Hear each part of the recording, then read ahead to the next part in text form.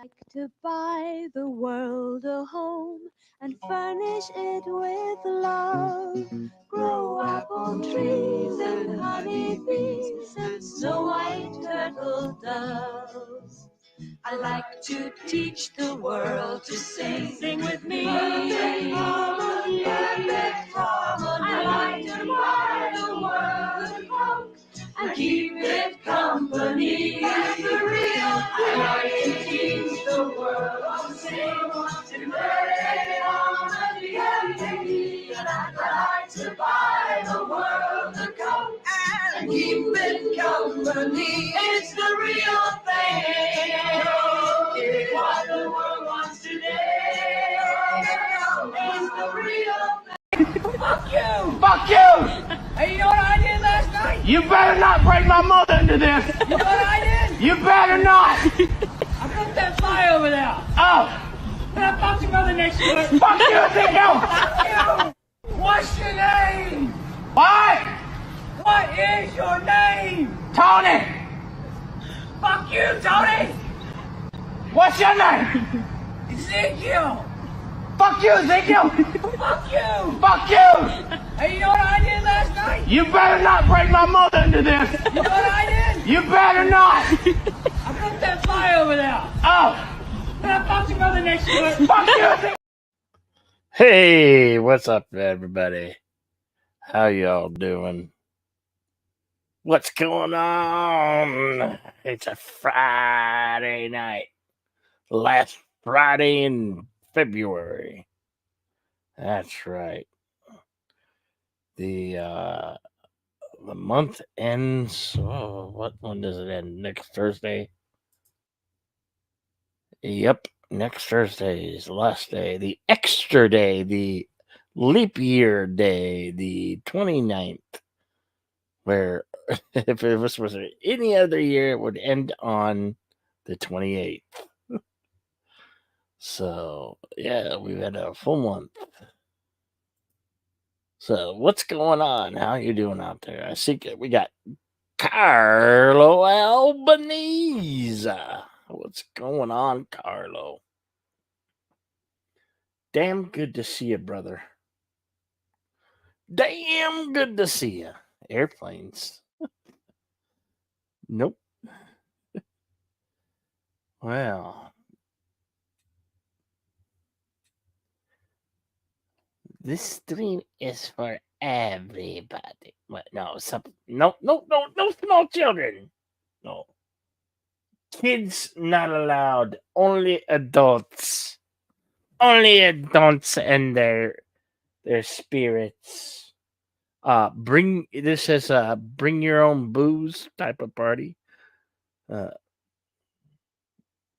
And this is also a not safe for work stream. So I implore you to click the link, the link that's at the top. And let's, just chill and hang. Let's hang out. Let's have fun. Spirits. What you doing? Get on up here. Get on up. Get on up. I said, get on up. Yeah.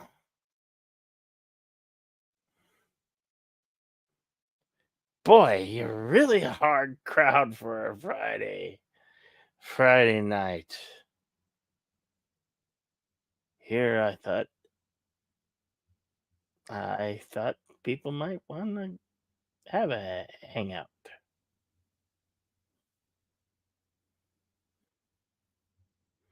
That's first runs on me. Just kidding. I just got done saying it was bring your own booze. Jeez. What do you think I am? You think I could teleport a shot of whiskey through the screen here? Who do you think I am? You think I'm Rick and Morty or something? I have this magical port hun gun to transport you some whiskey or whiskey or Fireball or a beer. What's new in Jedi's world? Nothing much. Yes, all these claimants wormies, yes. Why not? I'm just here for all of you folks out there on the other side of the screen.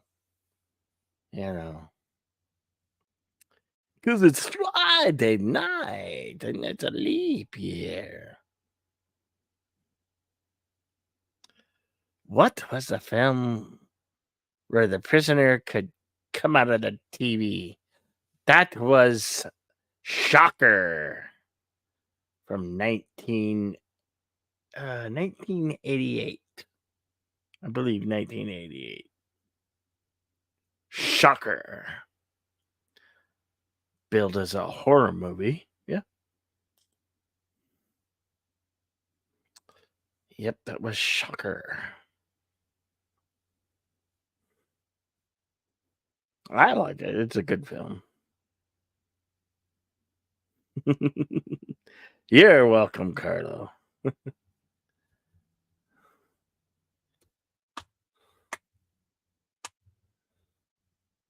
Good film as I remember it. Yeah. Indeed it is.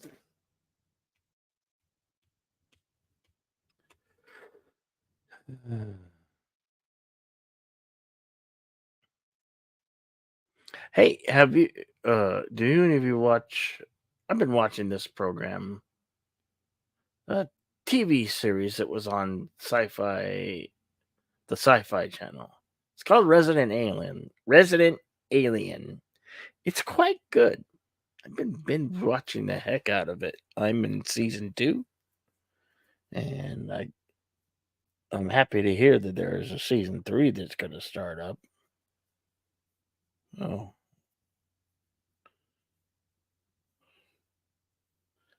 But that's one of the good things. What's my top 5 horror movies?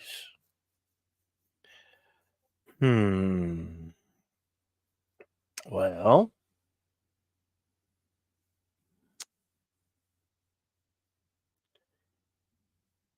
Halloween. You didn't say the order, so I'm just Halloween. John Carpenter's A Thing. The Howling. Rob Zombie's House of a Thousand Corpses. How many is that? Shit. What is that, 4? Or is that's 4? And I guess The Terrifier. There's so many more. There's a lot of good horror movies. A lot of good horror movies. I think that's 5, right? Is it 5? Shit. Let's see. I said Halloween, The Thing, The Howling,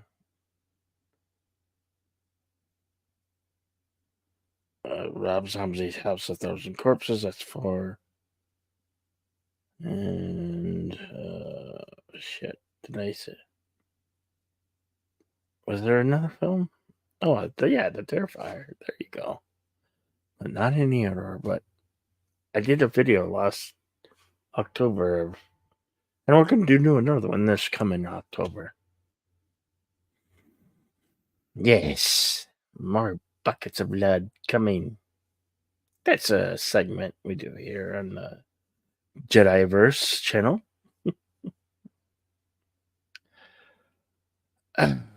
God, comedy is so comedy and how to be entertaining is so hard.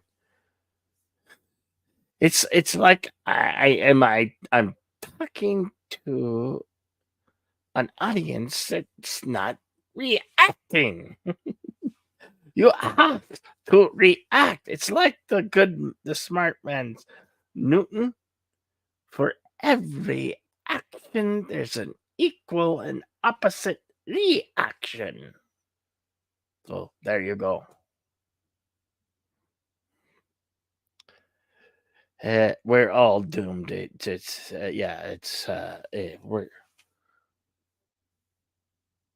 the world will end. Well, who knows exactly when the world will end, but I sense the end is near. No, I'm just kidding. Oh, God, you guys are a tough crowd. I see you. I see you. You looking at me. You listening. You listening, but you ain't talking. Why aren't you talking? What's that language you're speaking over there? I said, yeah. I'm looking at you. I'm talking to you. Hey, there's Daryl Brewer. What's up, Daryl? Good to see you. Afternoon and good evening. Yeah.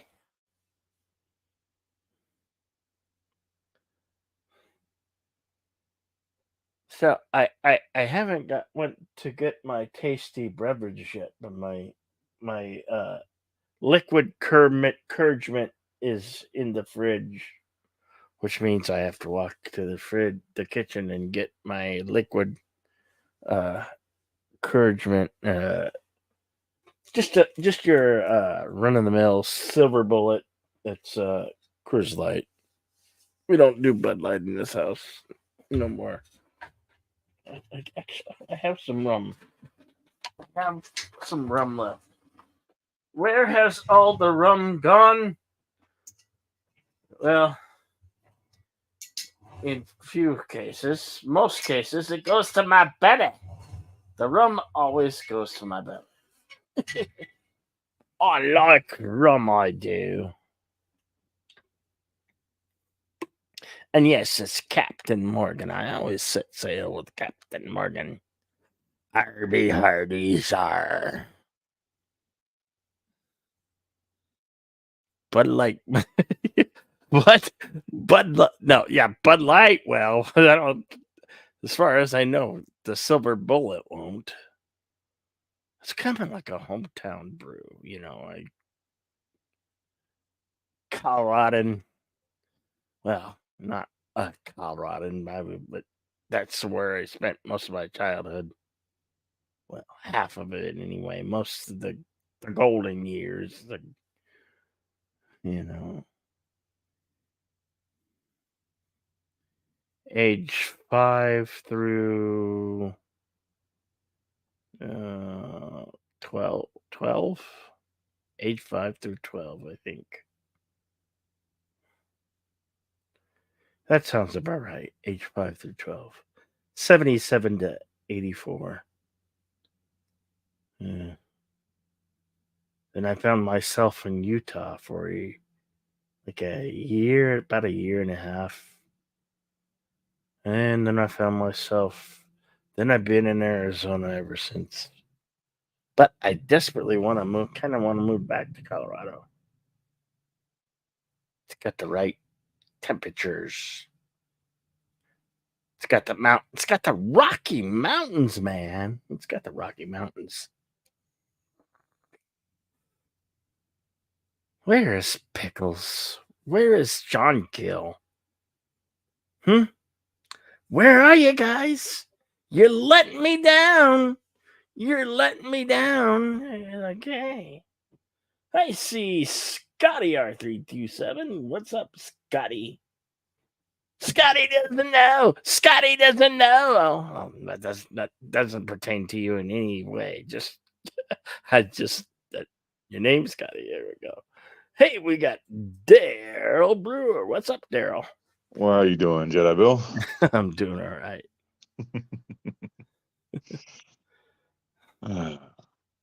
First time I've been able to catch you during the afternoon streams for a while. Figure I might as well jump in and say hi, say a few things. Well, I don't usually do them, but I think I'm going to be doing them more often. Just to get my Friday night kicks in, Yep. Tonight I'll be actually driving up to Surprise for a few hours. Oh yeah. Yeah, I got some friends coming in from out of state that are staying at a buddy of mine's house out there in Surprise. So I'll go visit with them, hang out, have a few drinks. Yeah. Jill's getting ready to cook dinner. What's for dinner, Jill? Can I come to your house? Hell, I've got dinner Is it already good? going right now. So doing myself doing the buffalo garlic parmesan chicken dish. He get a lot, says Scotty. I imagine that gets old quite quick, right, Scott?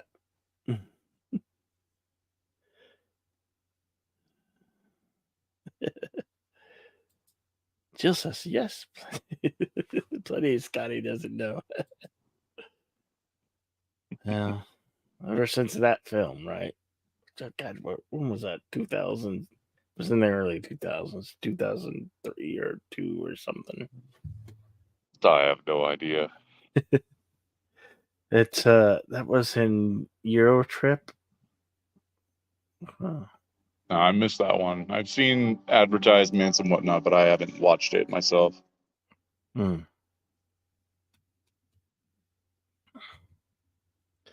And here's Scotty. What's up, Scotty?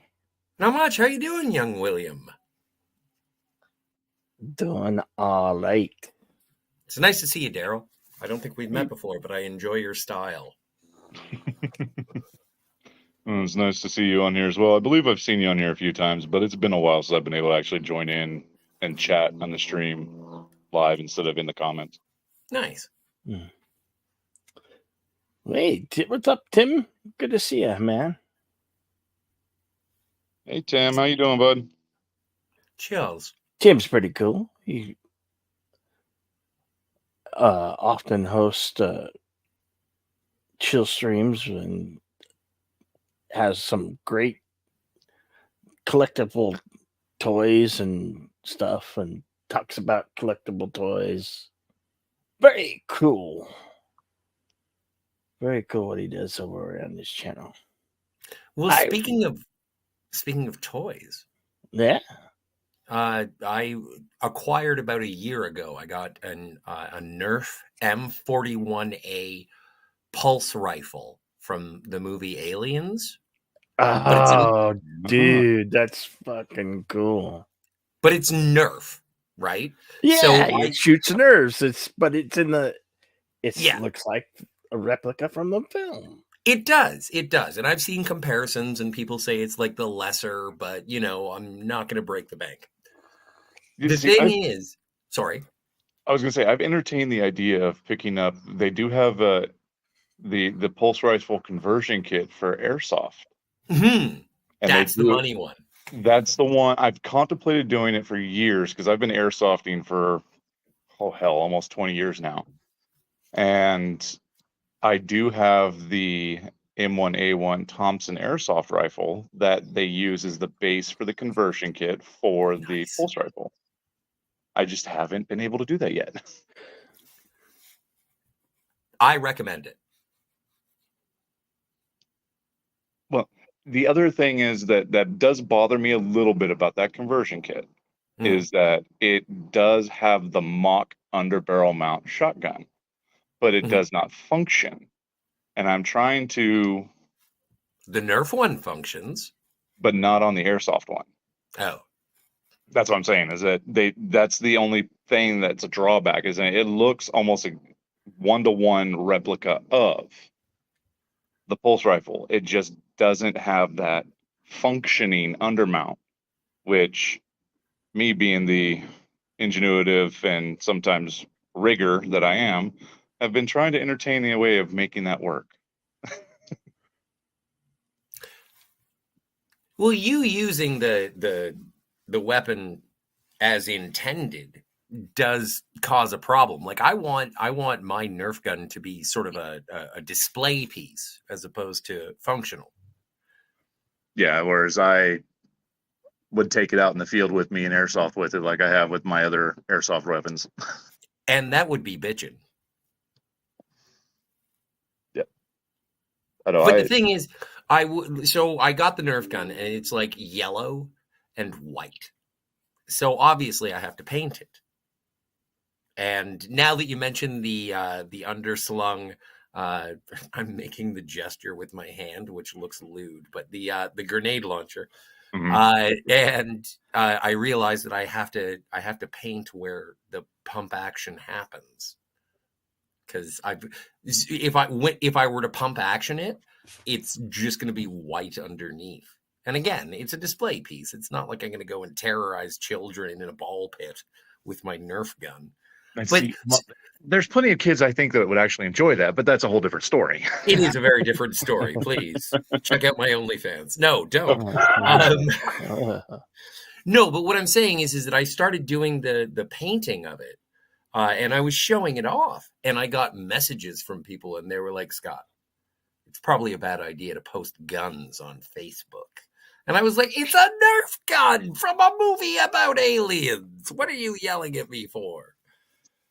Yeah, you got all those people out there that like to be those kind of keyboard warriors about that stuff. It was my sister, yo. She was like, don't post gun things. And I was like, I have a phaser. You didn't get pissy when I started showing you pictures of my phaser. It wouldn't be the first time somebody's posted thing with guns. I've seen plenty of videos and all platforms where somebody's showing off a pistol or a rifle. Yeah, like, I mean, I've got especially if you're here in the States that I want to paint it, and it's like, can I not do a Han Solo blaster? Are people going to think that I've got like a Luger? Maybe, I don't know. It's strange. The sensitivity is. I think you guys are cool. That's why I'm telling you about it. But yeah, I find it strange when people get all like uppity, and it's like, it's a make believe ray gun, and you're getting upset because I'm showing it off. I thought I was being artsy, but now I'm being militant. Yeah, and that's one of the things that I actually had a few comments on one of the videos from years and years ago. I think it was like 2017, of the group of my friends and I. We all got together when I was still living in California and did a big old airsoft game in the local riverbed because we could play down there. And we had a blast, but we basically LARP. We do live action role play because we do the full send military-esque get up everything. Sure. That's cool. And there was a comment about that, about how this is all, somebody making the comment about LARPing, as well as another person making the comment about this is how you show the militant, or they didn't use militant, but it was similar phrasing mindset of the Americans. And I'm like, what? That's the same kind of person who says that video games cause violence. Yeah. I don't get it, but it is what it is. I mean, when was the last time come on, people. When's the last time you heard, so-and-so got killed by a Nerf gun? It's a Nerf. It's foam, people. Foam. I have played Nerf. 200 hours of Grand Theft Auto in my life, for sure. I've never once stolen a car. That you're willing to admit to, right? That's right. Legal reasons. It was my car, I swear. Why did you have to break the window? I locked America, fuck yeah. Carlo gets it. No, but it's been a fantastic Friday.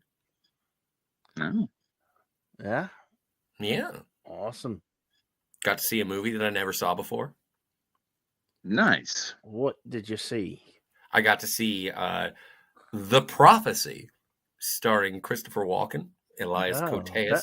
A good movie. That came out in 95. 94, I think. No, 95. You may be correct. Pretty sure. And it was fantastic. I hadn't seen it. It had been recommended to I'm me. pretty sure it was the class of '95. I remember Hey, that man. somewhere. I'm not going to fight. I'm not even going to look it up. I take your word. But yeah, I'd never seen it before. Saw it this morning. Delightful. Absolutely glorious. Very happy. It had a Viggo Mortensen, Yup. Virginia Madsen. Very small Adam- part. He was Oh, not in it yeah. for too long. Yeah, but it was anyway. It's a theological thriller that I thought was fantastic. I'm a big fan of those angels and devils movies, like when Arnold Schwarzenegger fights Satan. That's great. Oh, End of Days. That's right. In the Yeah, man. days, That was the second DVD I ever bought. See, I used to have a VHS collection when I was in high school of all the movies that I went to the theater and saw. Who didn't? Yeah. And it was just freaking awesome because I still have a couple VHS movies. They're in a box up in my closet. yeah, I wound up leaving a lot of them behind when I moved out of California, which I kicked myself for. But I have the sometimes you got the Abyss on VHS up there. Is it the clamshell? What? Is it the special edition clamshell? It is the hard plastic case. F&A. Yeah, I have that. It's up there. Sweet. Way up there in the box. It says THX right on the front, and everyone's supposed to be impressed. What's up, Andrew? Good to see you. Cheers to you, my friend. The second movie I ever purchased on VHS myself was Soldier. Ooh, Soldier's a good one. Yes, Kurt Russell. And that was one of the few that I had gone to see in the theaters when I was still in high school. So I didn't see Soldier until much, much later. And I went into it because who wrote it? Isn't it supposed to be like a spiritual sequel to Blade Runner, or at least in the same universe? I don't remember all that, actually. I think there is written by Hampton Fancher, possibly. I could be off base. But there's something about it that it's supposed to be in the same universe as like the Soldier, maybe a replicant. I'm not sure. Well, they do show off. I mean, that's the whole intro to that movie is how it's all more or less like eugenics and training from birth to be. They make reference to Tannhauser Gate. Yes. So it may be in that same universe, but I don't remember the exact details of all that. I just remember being a teenager going, this looks freaking cool, seeing the previews for it, and I'm going to see it. Jason Scott Lee is badass in that flick. Yeah. And it is one of those movies you go in expecting one thing, you get into it, and it's like, oh, holy crap. You don't quite get exactly what they're saying when you're that young going to see it for the first time. Well, I don't think it's for a younger audience as well, because a lot of the first act is without dialogue. There's not a lot to get you into it. Like there's the initial, this is where we are. And then Kurt Russell gets dropped on a planet like garbage. And then he doesn't talk. No one talks for like half an hour, 20 minutes. Yep. No, it's cool flick. It is a great flick. And it's just, like I said, I was probably like 16, 17 when I went and saw it. And I was expecting just your traditional war movie, futuristic based war movie. But when I got in there and I'm watching it, I'm going, holy crap, there's a lot in here that I wasn't expecting. Mm-hmm. And some of the euphemisms and innuendos that are insinuated throughout it just blew my mind at that age. And it just kind of reinforced how you do have specific traits or training that becomes obsolete in other people's minds when you start advancing tech. And even at that time in my life, I was working with my hands regularly. So to me, it was like I took from it, at least, that you got to keep up with the old school training and old school learning, because if you just speed through everything, it's not going to have the right outcome that you want. But that was also my 16, 17-year-old brain taking that from it.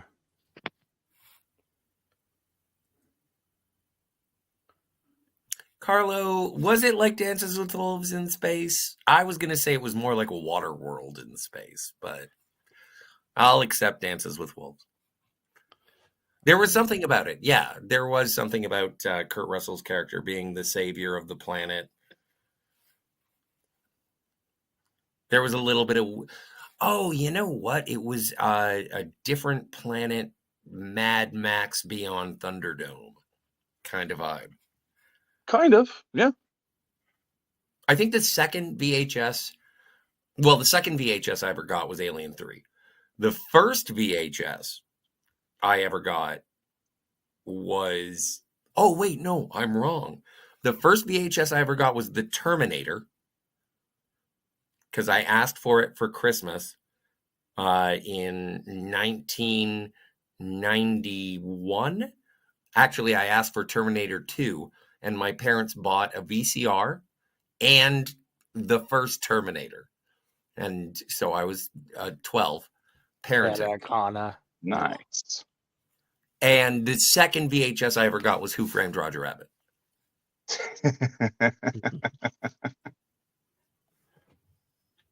I actually just introduced my kids to Who Framed Roger Rabbit not too long ago. How'd they like it? Well, she's 4, and she got excited over the cartoon aspects. Nice. Yeah. She fell in love with Bob Hoskins. Is he alive, Daddy? We'll talk about it later. Yeah. Sadly, no. Sadly, no. He's never really gone. Hello, Mikey. Mikey. He's one of those. That's a classic. It's just all of these good films are classics now. and in society, or the Holly weirdos are trying to erase the past, which is all around and bite him in the ass, in my opinion. Well, that's why some of us ain't gonna let him. I'm a big fan of physical media. I like maintaining them. I got a copy of Splash just because I want to make sure that I will always be able to. Daryl's Hannah's bum is not a thing that we should erase from history. And so forget Disney Plus, forget your streaming. Yeah. It is Thing of Beauty. Same thing could be said about Phoebe Cates in the Fast Times at Ridgemont High. I mean, well, of course, positive sometimes. But I don't mean to. I don't mean to make this. Well, of course I do, but like think of something like Eastern Promises with Viggo Mortensen, Morton, Aragorn. And he does that as a Russian mobster, and there's an entire fight scene, and it's complete male nudity, vicious, brutal, violent fight scene that ends in a death. And if people continue to nerf entertainment, then they'll, digitally edit on a loincloth or a G-string. And it's like, that's not, but part of the point of that scene is the vulnerability of the combatants. And so to eliminate the nudity is to sort of, no pun intended, neuter the tension. Well, and one thing also that a lot of people don't think about is not just the vulnerability aspect, but the psychological aspect of fighting in that particular situation, because that it is horrifying and terrifying for yourself as well as the other combatant. Mm-hmm. There's a huge psychological aspect to it. And that's what I fear we're losing. Yeah, definitely. I was I just started high school. The year Roger Rabbit came out. It was 88, When was right? Yeah. 88, 89. It Well, was- I started high school fall of 87 yeah, I still was in elementary school. I was 11. and finished 91.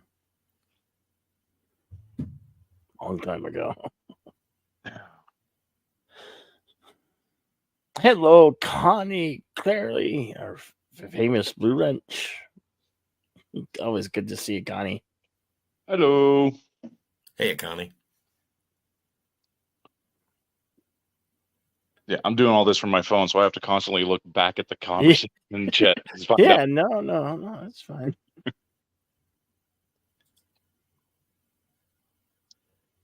But like, what do you think? What would you think qualifies as a modern classic?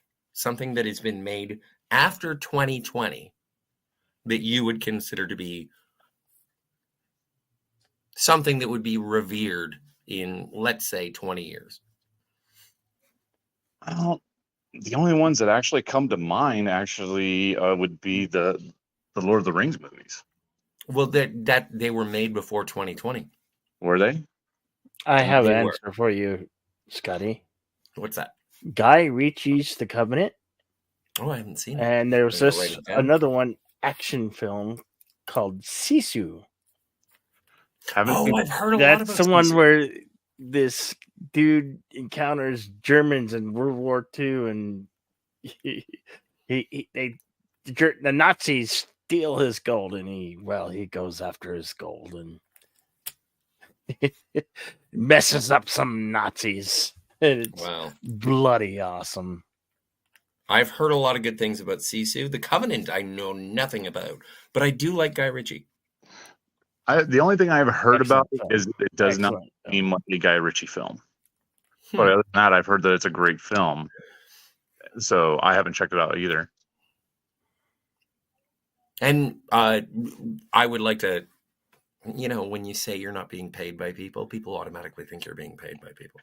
But No. I was blown away when I saw Dune. I think that the first one, I think that's gonna be visually. I think Denis Villeneuve is a brilliant director, and it's a stunning film. I can't wait for the second one. I'm looking forward to that. That's about the only one I'm looking forward to this year so far. Oh, well, good. I'm glad I didn't bring up a pile of shit. This time. There's always one of those. You don't like Dune? No, I like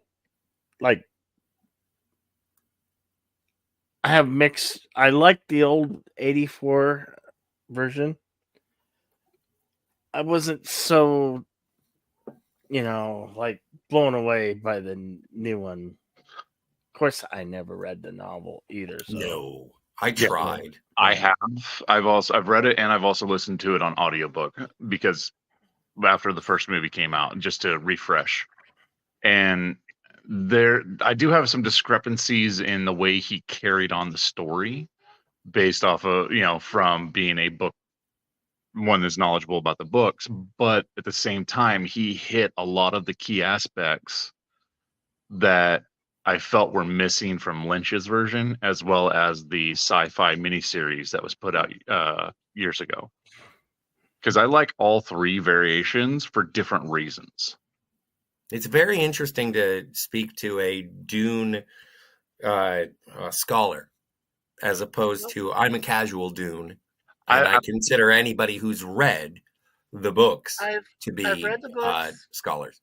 Hey, Mikey. Yeah, Scotty, I've read the books, including the one that Frank Herbert's son wrote, which was the last novel they had came out, which was a sequel to Children of Dune. So I also on VHS, and it's good to see you guys. Thank you. What I remember was that I owned on VHS. I owned 3 different versions of it. One I recorded. Late night was on a public broadcasting station. It was a 4.5-hour version of Dune which was directed by the pseudonym Alan Smithy.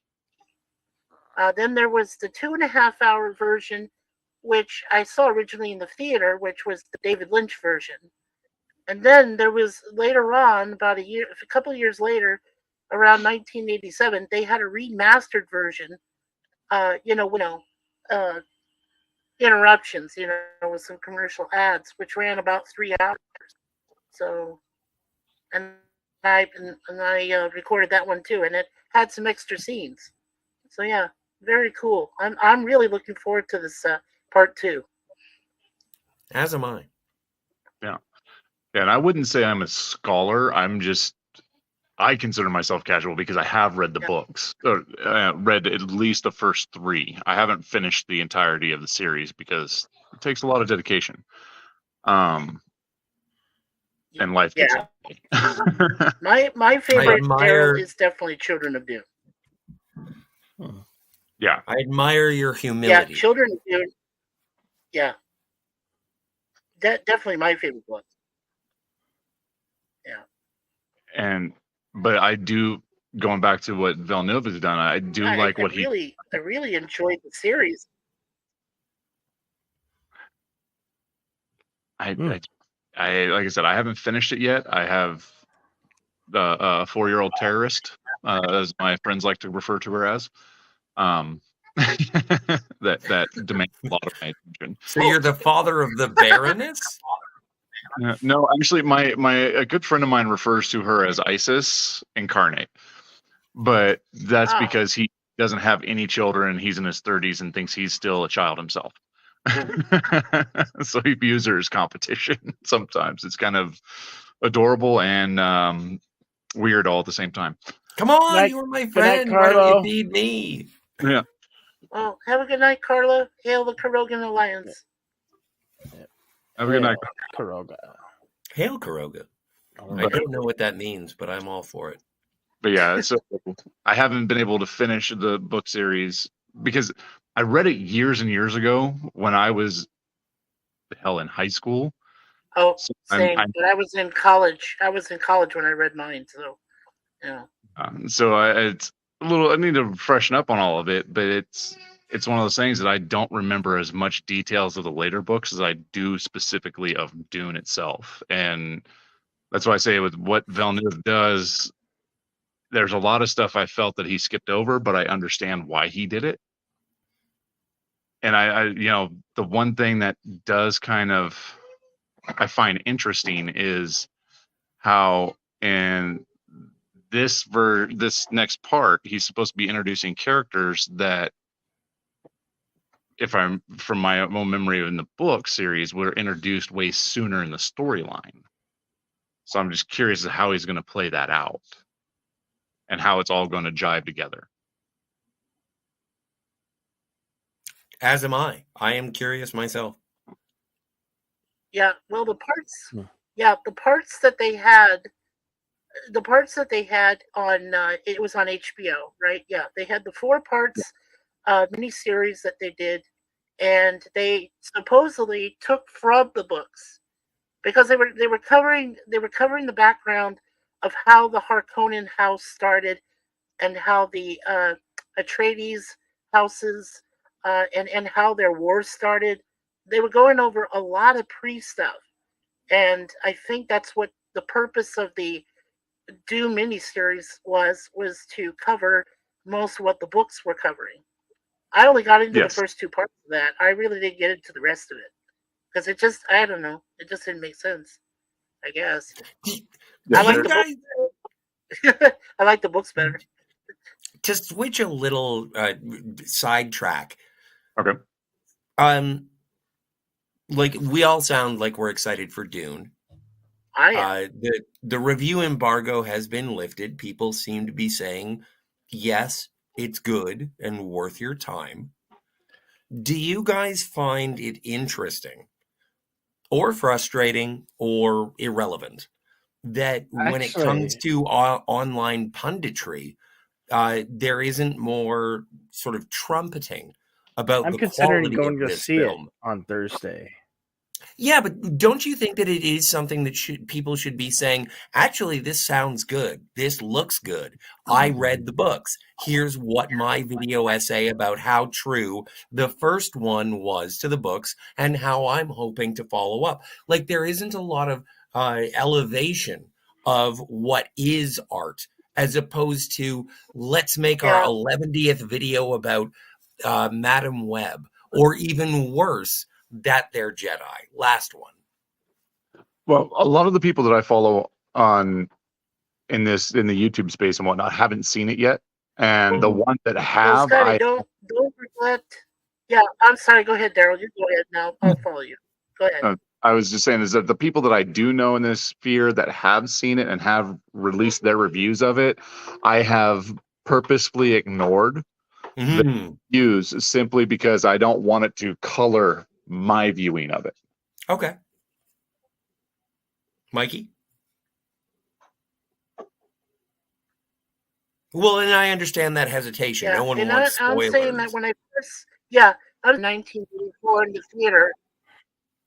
Oh no. But I was going to say, I saw it the first in the theater back in '84. I saw it on opening day. I was that excited about it because I had already read at least one or two novels, including the original Dune novel by Frank. And I was excited. So I really wanted to see it. Plus, I found out that my favorite singer, Sting, he played Fade Ralpha. And it was basically, much years later, it was based on the fact that I liked Fade, who was such a great Harkonnen villain, that I created a YouTube channel back in 2008 called Warlord Fade. And it was because of that. And, I feel like like a lot of people, if they recall this first movie, the first Dune film, it's been 40 years since that first film came out. And when I saw the first trailer for this one, I was like, Denisville and a few other films he's done before this. And including, I'll be brave enough to say it, Blade Runner 2049 he did.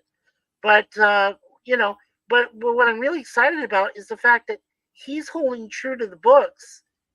And in the trailer, if you look at one of the sandworms, they're awesome. I mean, and of course we are, like I said, we're talking about, CGI and, special effects and, the Fremen, being on top of the worms. But I mean, it's even better visually. And I'm excited. Me too. A lot for the visuals. Yeah. A lot for the visuals. Yeah, I am looking forward to it. I'm hoping. My biggest concern is that I only saw the first Denis Villeneuve Dune on my TV. And I was still absolutely drawn into it. I believe in the majesty that is watching something of that scope in a theater. I like being told to sit down, shut up, and pay attention. And because it's hard, it's hard to do that. Yeah, no, I was gonna say, are you gonna go see it in Ultravox? Because that's what we're gonna go see it in. If the seat moves, I'm not doing it. I would like a stationary seat, but I want to see both. I want to do a double bill. Yeah. No offense, Bill. Welcome, Tate. Hey, Tracy Baez. Ahoy! What's up, everybody? I heard y'all talking about Dune and decided I'd drop in and say, howdy. I am totally excited about it, Mr. Baez. Exactly excited. I actually did my English thesis in university on Frank Herbert, so. Awesome. Tell us about it.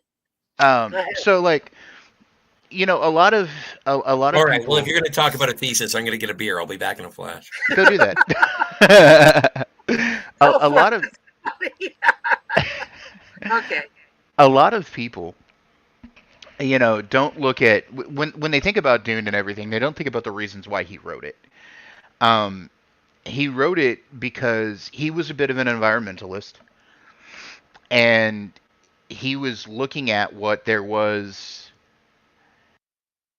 about things that were going on with the environment on our planet and everything else. And there's a lot of things that can be said for Arrakis being the way it was. Yeah. There he actually had a self-insert character there too.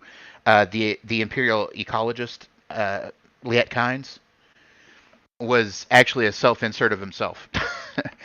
Well, let me ask you. As I mentioned to Scotty and the other gentleman here, I had 3 versions of the film.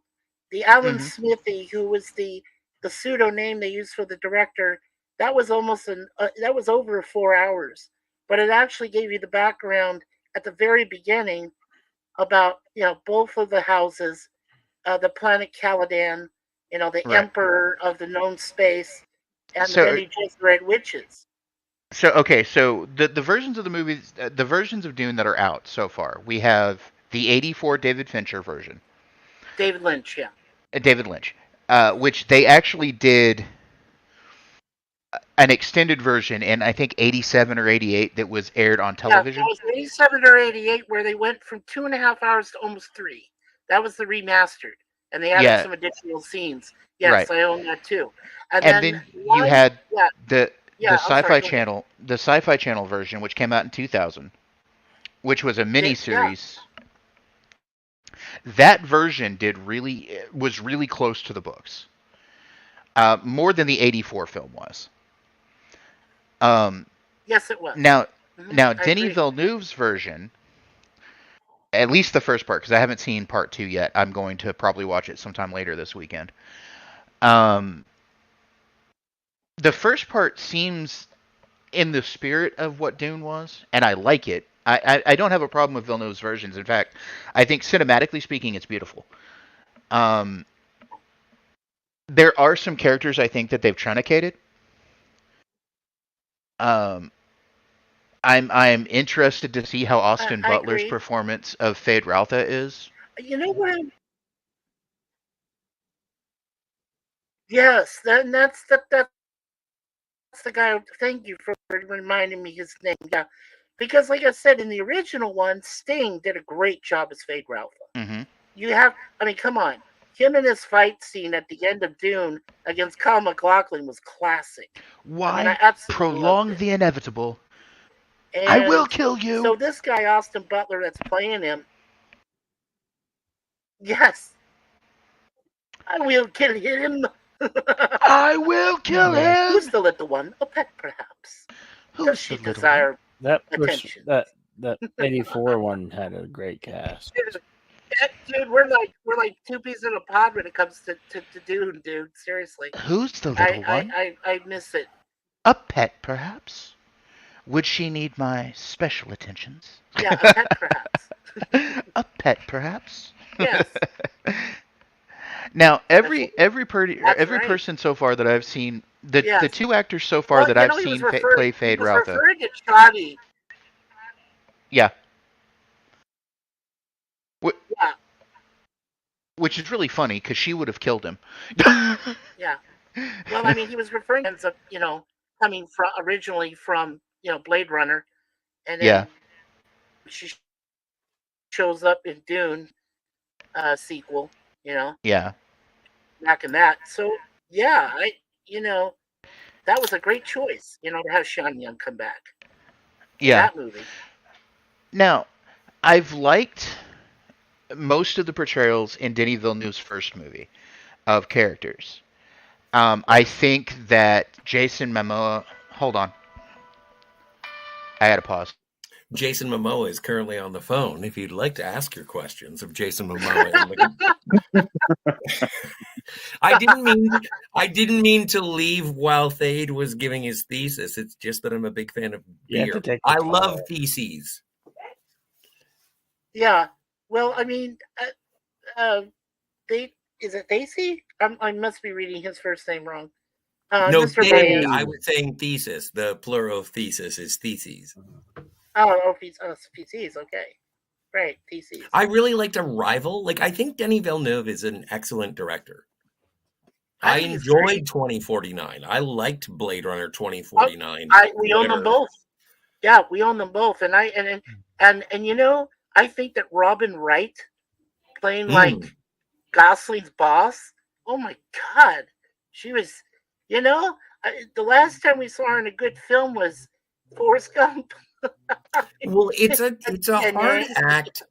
It's a hard act to follow when it comes truly is. to Captain Bryant Yes. and her character as a controller of replicants, because the replicants are the Blade Runners in the future, which is mind blowing to me. Oh, it's totally mind blowing. Like it's so great, and the interactions, the visual styling. But again, like I haven't seen Sicario, which I know I'm delinquent. I haven't seen Prisoners, which I know I'm delinquent. I did see Arrival, loved that movie, even though there are questionable things, like in Amy terms Adams, of right? the end. Yeah. Yes. Yeah, And Amy Adams, we own that too. Yeah. but I think I enjoy that Frenchman, Canadian Frenchman. Yes. Yeah, Denis Villeneuve. That's how he pronounces it. I just call him Dennis. Oh yeah, like you would. Yeah, I'm a jerk. Way Andre for midnight. You wouldn't be, but Scotty, you wouldn't be wrong. You wouldn't be wrong. But you know, it's just make sure that if you ever travel into Montreal, Quebec, or anywhere around there, just make sure you pronounce it correctly. I'll do my best. They have a cow about that. They really do. Or Chavache? I don't know. Yeah. Yeah, it's a thing. It's a thing about them. Yeah, my parents, okay, our last name is Fournier, right? We come from the region of France and Germany where they share the border. They call it Alsace-Lorraine.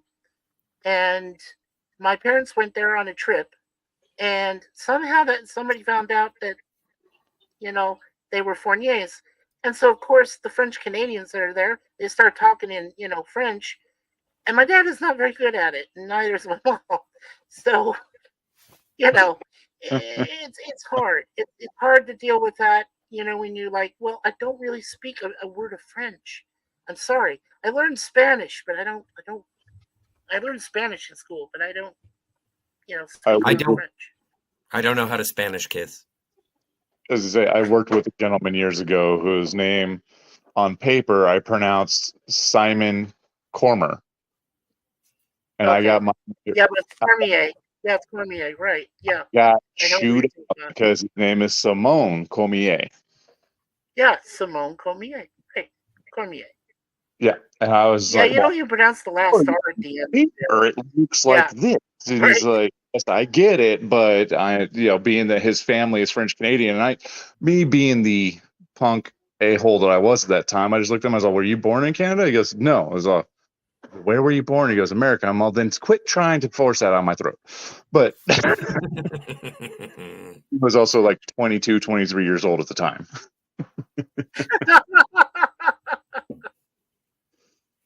Yeah, like, are we supposed to say Dave Coulier? Or are we supposed to say Dave Coulier? Or is it Dave Coulier? No. Yeah, no, you call him Dave Coulier. Yeah. Why can't I say Dave? It's Dave Coulier. Why is it Dave and not Dave? Anyway, moving on. I don't believe accent semantic. Say it that way. He doesn't. So I respect his wishes. I would be lost. Let's put it that way. If you put me in the middle of Quebec City, I'd be lost. Because I'd have to start trying to figure out where things are. And I told somebody once, if you put me in the middle of Mexico City, I would know where things are. Like the bathroom, the immediate necessity, and then the pharmacy, and then the tavern. If you were drinking at a bar, you know where the nearest tavern would be. And where's the ruins? They would show you where the ruins were, and the pyramid type, structures that the Mayans built and everything else. So sure. It's as a North American though, if you'd like to visit France, I would highly recommend Quebec City. On the outside, it is just like every other industrial consumer hellscape. But if you get to old Quebec City, if you make it through the broken highways and you get down there, it is classic French architecture made of stone and cobblestone, and it is beautiful. I've been there I've heard and so. I recommend it. It is Yeah, going to I've sound heard a little so funny. many good things about it. There's another place I told, because my wife, I told you, is native Canadian. She comes from Newfoundland. She lived in St. John's, Newfoundland. Mm. And I told her, I said, well, when we go back to go visit your home, on the way, I wanted to go see the Plains of Abraham, which is outside of Quebec, there, outside of Montreal. And that's where the English tried to climb against the French and the Indians in the French and Indian War. These plains are beautiful. I mean, they're just, they're on a very high promontory point, and the English tried to climb up the damn thing. They're getting all shot up and everything else. So I'm like, man, I would love to visit that battlefield site. It's a, it's almost. A friend of mine's been to Gettysburg there in Pennsylvania, and I was so jealous of him. I really wanted to see that. Gettysburg's scary though. Gettysburg's got snakes. Oh well, I don't mind about that. I've been to a battlefield site in Arizona, and they got rattlesnakes. So yeah, snakes don't bother. Rattlesnakes terrify me. Well, yeah, well. You have to work really hard just to find one. I mean, well, Jedi knows about it. Bill knows about it. It's in a town called Picacho. It's spelled Picacho, and it was called the Battle of Picacho Peak. And it was a skirmish. It was just between scouts that came up from Texas, part of Kirby Smith's group. Mikey, that doesn't make me no expert just because I live here. I know, but I don't know. I'm just mentioning it to Scotty that it's just north of you. Be quiet, Bill. Be an expert. No, no, he said, "Oh, I know it." Like no, he knows it. Yeah. If somebody asks you if you're a god, you say no. You're saying you're putting words into people's minds that just aren't true. Bill, I'm sorry I put you in that quandary. I apologize. But anyway, back in 1862, there was a skirmish. This was before Arizona was even created, right? I mean, it wouldn't be there for another 50 years, but it was in what they called New Mexico Territory. And Tucson back then was just a village. I mean, it was very small. And long story short, the Confederates actually won the skirmish. They lost. There was only 3 people that died on the Union side. They came from the California column, which Fremont had up there in California. And the Confederates owned Tucson in the territory there throughout the remainder of the war. So, and I did find it. I actually looked it up in a huge encyclopedia about Civil War battles and found it. Yeah, very small skirmish. But I've been there. This is all very well documented in the movie The Mask of Zorro, starring Antonio Banderas, Catherine Zeta-Jones. So I do have a question, and for Mikey there. Encyclopedia, what's that? And I'm being completely facetious by asking that. So my apologies for the humor not going very well. You're saying in the olden days, people used to sacrifice trees to write their knowledge upon. I actually used that here recently, telling one of my. No. I actually using human flesh, like the Necronomicon. Yeah, that too. No, I actually was talking with one of my kids, and they were asking how to find information if they're not allowed to have their tablets and computers and stuff. And I'm like, well, I got an entire Encyclopedia Britannica right there, and you can use that. And they're like, how? They just didn't understand it. It's called a book, and it's a very long tweet. Oh boy, somebody mentioned Antonio Banderas, and Emperor Jill goes all heart heartthrob Rihanna. I can see that Jill has a thing for Antonio Banderas. She loves poos in boots. Yeah, there's nothing wrong. Yeah, well, I'll tell you this much, Jill. Antonio Banderas in the last Indiana Jones film, Dial of Destiny, he should have got a bigger role. He didn't. He Yeah. wasn't in there long enough.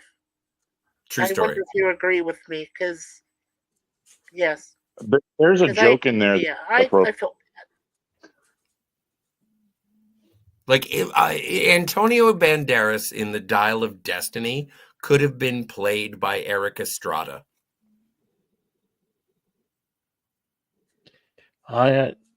You know, he was kind of a. Oh, you mean the seen Chips? The clips. He The was Chips TV unrecognizable series, in Estrada? the film Oh. and poorly used. I mean, Mm-hmm. Agreed. but that film's dog shit anyway. I like it. Um, And I was here's gonna ask why. Jill. I was gonna ask Jill, Here's what why. about? Let me, I was gonna Mikey. ask her about I do Banderas want and to make a Spy Kids. defense. Sorry. I do want to make a defense. If I may interrupt you, and I apologize for doing so after me or whoever wants to Oh shoot. no, it's okay. Go ahead, Scotty. Scotty, Thank cool. you, sir. Go ahead. Here's what I'm thinking, and it's a strange observation. I like the Indiana Jones movies as different chapters of Indiana Jones's life. These are like the on-screen movies are the progression of Indiana Jones from being a brash, young, fortune and glory to witnessing, or at least being adjacent to the will of God, going on, reconciling with his father, and discovering his child, and then confronting his own mortality. 5 movies of an adventurer that you get to see in a past tense. Is it satisfying? Well, I do agree that the end of Dial of Destiny with what's her name punching him in the face was not cool. The fact that he got back with Marion, very much I like that. Yeah, I like the ending of that. And you know what's so great though is the fact you see the hat that's hanging out at the very end. Perfect. Sure. closure. Yeah. But perfect closure. and maybe it's because I grew up with those movies with my dad. I saw all of them with my dad. And growing up with my dad, who when I saw the first one I saw it in a rented VCR, going back to VHS in 1980, whatever. And Yeah. I watched all of those movies with him. And when the Dial of Destiny came out and I watched it with him, he was like, yeah, I feel like that. That's a good choice. FKHT 2005. Oh, and Scotty, Good can I choice, answer Jack a and question Coke. if you? Yeah, can I answer a question if you're continuing? I wanted to ask a question you asked earlier. The answer to your question of was there something after 2020 that you think is memorable? Well, 2 years ago they did that Santa Claus type movie with David Harbour playing Santa Claus called Violent Night. That's a Christmas classic in my book. Hey, good. Yeah, and I own it. I have not seen it.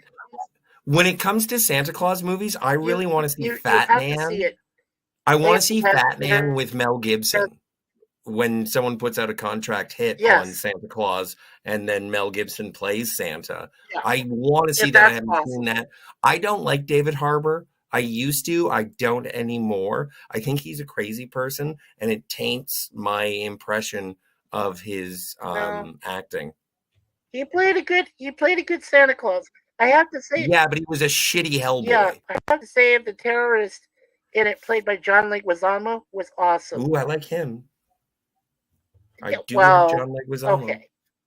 You might have been that, but that's okay. Did you ever see The Menu? Leguizamo was a great terrorist in the film, and Beverly D'Angelo still looked good. See it, Connie. The Menu? Yeah. Good night, no, I haven't honey. seen that yet. Take care. I gotta go to the Oh, good private night, chat. Connie. Yeah. Thade will return, much Yep. like the end of every James Bond movie. No, he's not coming back. Did you see the last one? No. Yes. I tried. I woke up at the end and Well, they still said that James Bond will return. that was Yeah. shit. No, well, I did too, Jedi Bill, but they say he's going to return. I agree. I did a whole thing about the James Bond franchise, including that film. Believe me, I was not happy. With what? And trust me, I don't have anything against Lashana Lynch. No, I don't have anything against Lashana Lynch. That was temporary 007, but I mean, come on, yeah. To quote 007 Abraham is meant to Lincoln be from a The male. Savage Curtain, I thought that Lashana Lynch was a charming negress. And that's it. Yeah, didn't get that, Mikey. That's it. That is the like he's supposed to be that We're way. losing you. We're losing you. Didn't get that. Well, over sorry. over at the Phantasmagorium show, where I sometimes participate, me and my co-host Catherine, we've talked about all the James Bond movies at length, and it was very interesting to sort of go back and review them, because we did sort of a countdown to when No Time to Die was going to come out, and I think it was like 6 months before the show, before No Guide to Time came out. And I was like, all I want at this point, because I was desperate for the James Bond movie to be released, I was like, I just want him to die at the end. And then at the very end title card, I want it to say James Bond will return. And I got my wish. Yeah, it did. And let me ask you a question, It's so Scotty. funny how Daniel Craig's movies. Well, my wife is related to Daniel Craig on her father's side. They are blood related. That was my wife's maiden name, was Craig, before she married me. Delightful. Yeah, very.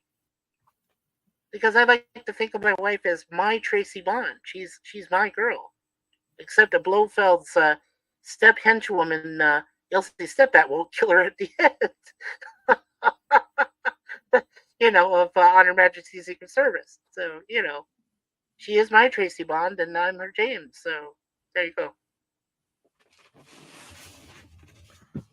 It's a great love story. True. Yeah. And like I said, in No Time to Die, I don't have a problem with Lashana Lynch. But moving forward, I don't want I don't want James Bond to be female. I have nothing against females at all, but I'm just saying I don't want Bond to be a female at all. It's just wrong. I mean, blasphemy. True. Blasphemy. Exactly, Bill. It is blasphemy of the highest order. It would kill anything left that you had memories of. Taking your heroes and make them drink blue titty milk from a sea lion, whatever that was. Right? I mean, what happened to Luke Skywalker, man? Did his balls? Or turning Han Solo into a bad father I mean, and an abandoner, Oh, you. I remember between the Force Awakens and The Last Jedi, and I had seen The Force Awakens, I don't know, like 2 or 3 times in theaters, and it finally dawned on me like I was excited for Star Wars again because I thought that The Force Awakens was cotton candy for Star Wars fans. It showed you TIE fighters. It showed you sort of stormtroopers, and Han Solo was there and whatever. But like after I thought about it for a while, and I was like, and I watched Return of the Jedi, and I saw the end of Return of the Jedi, and all of my heroes were happily clapping over their victory. And then I thought about the Force Awakens, and I was like, so you're saying after that particular bonfire luau, Han and Leia had a kid, broke up, left him No, to the I'll summon it up. I'll summon it for you. Please do. This is bullshit. Yeah, Bullshit. yeah.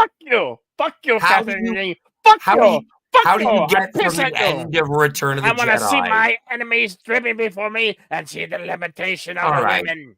Easy, Conan. No, I will not be easy. You're pretty easy. Fuck You're you. easy. Fuck you, Disney. And why? Well, and why would Ah, You, there you are? you owe me an apology. A big fuck you. Fuck you, Disney. Fuck you. you're being irrational because for every one of your little fuck you tirades, you get an Andor, or you get or a Gina It's Carano. all fucking shit. So do you fucking disregard shit. all It's Disney? Do you fucking denounce all shit. Disney And Star it Wars? all sucks to hell. All and of I it. should go murder them motherfuckers. So That's fuck the what I Mandalorian, feel like doing. fuck Andor, fuck Rogue guys- One. Fuck it all. Now It's you all guys, shit. All right. yeah. Then Now you Jedi and I Bill, can be you- friends. There are 6 episodes of Star Wars, and that's yeah, it. Scotty, do you remember the? Yeah.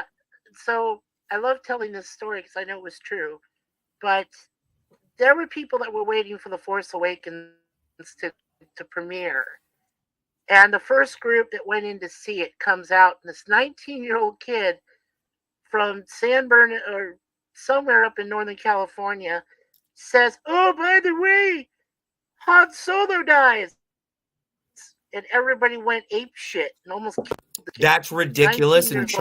childish because Ended up in a everybody who hospital knew that Harrison Ford had signed up for that movie knew that Han Solo was going to die before they bought But a it was ticket. true. It happened. Anybody who happened, didn't like, think that Han okay. Solo was going to die during that movie Right. is willfully ignorant or was. See, the way they did it though is what I think is bullshit. Yeah, I guess. If you want to be that sensitive, fine. Well, no, it's not being Not sick. you personally, not you personally, sir. And you had, I mean, come on, you had to feel for. No, but you had to feel for Chewbacca. I mean, come on, he watches his own buddy get lasered. Well, we can complain about a yeah, 10-year-old the frickin' movie until the back. cows come home. And then sent to his death. I mean, come on. See, Shifty Jism gets it. There are things that are Star Wars that are of value. And if you want to F all the things, then, either it's all bad or nothing is. You have to acknowledge the existences of these branches. And I think that something like Andor does something that Star Wars hasn't done before, which is new and fresh. It shows. Andor, okay, not Andor. All right. I'll be back in a second. I have to go wash my hands. I'll be back in a second. Or I can go. What say you? Should I stay or should I go now? Right. If I go, it will be trouble. If I stay, it will be double. Double sounds like fun. Wow. All right. I'll be back. Oh, come on, Scotty. You're fine. Yeah, no, you're fine. No, Shifty Jism, it's Endor, okay? If you're talking about Endor and the Ewoks, okay.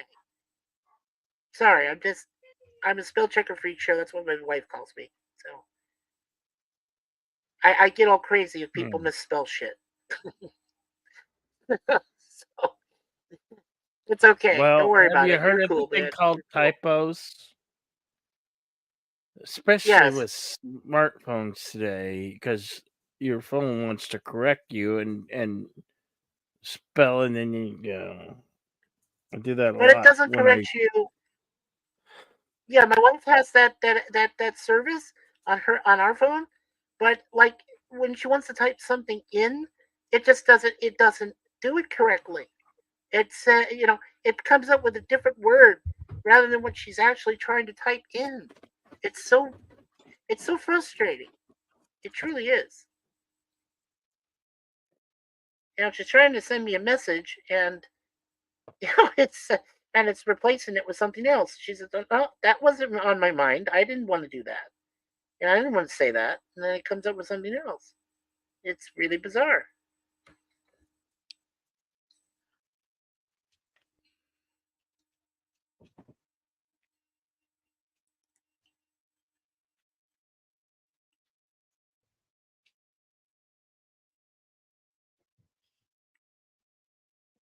And I was going to say to Jill that in regards to Banderas, yes, Puss in Boots, great voiceover for that. Uh, Loved both of his Zorro films. Uh, he was great in Expendables 3, as Geigo or Galgo, whatever you called his name. That was pretty sweet. I also remember the Spy Kids franchise. The Spy Kids franchise was amazing. With Banderas too, Jill. So don't forget that. Yeah, Banderas is awesome. But anyway, I digress.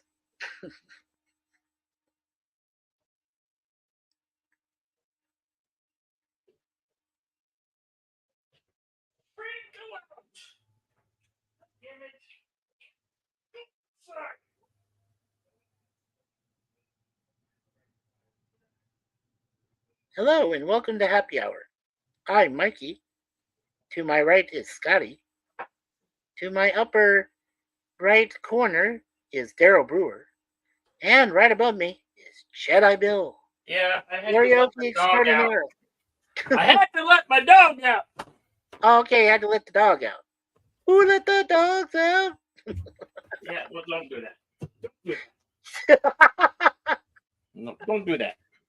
No, okay, I won't. Sorry. Then I had to get a beer from the fridge. Well, there you go.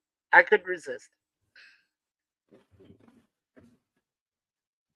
What's up, Edge of Time. How's it going? Hello, Edge of Time.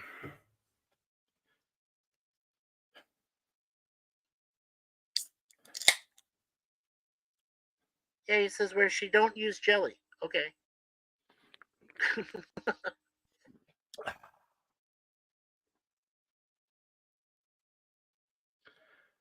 Wow. Oh, look at Jill. She says, "Hey." Am I saying that right? Hey, hello, Edge of Time. Hello, Edge of Time. Sorry, I'm multitasking while being present. Yeah. Hey, Daryl, which is that from the Revolutionary War or around that time period in The your avatar? The artwork is supposed to be done in that style. Yes. Oh, sweet. It is an age-old meme, my friend. Oh, it is, and it's one of the safer ones that I have used as my avatar before. I love it. Yeah. So. Well, I just If I had the image, I would be the overly attached girlfriend.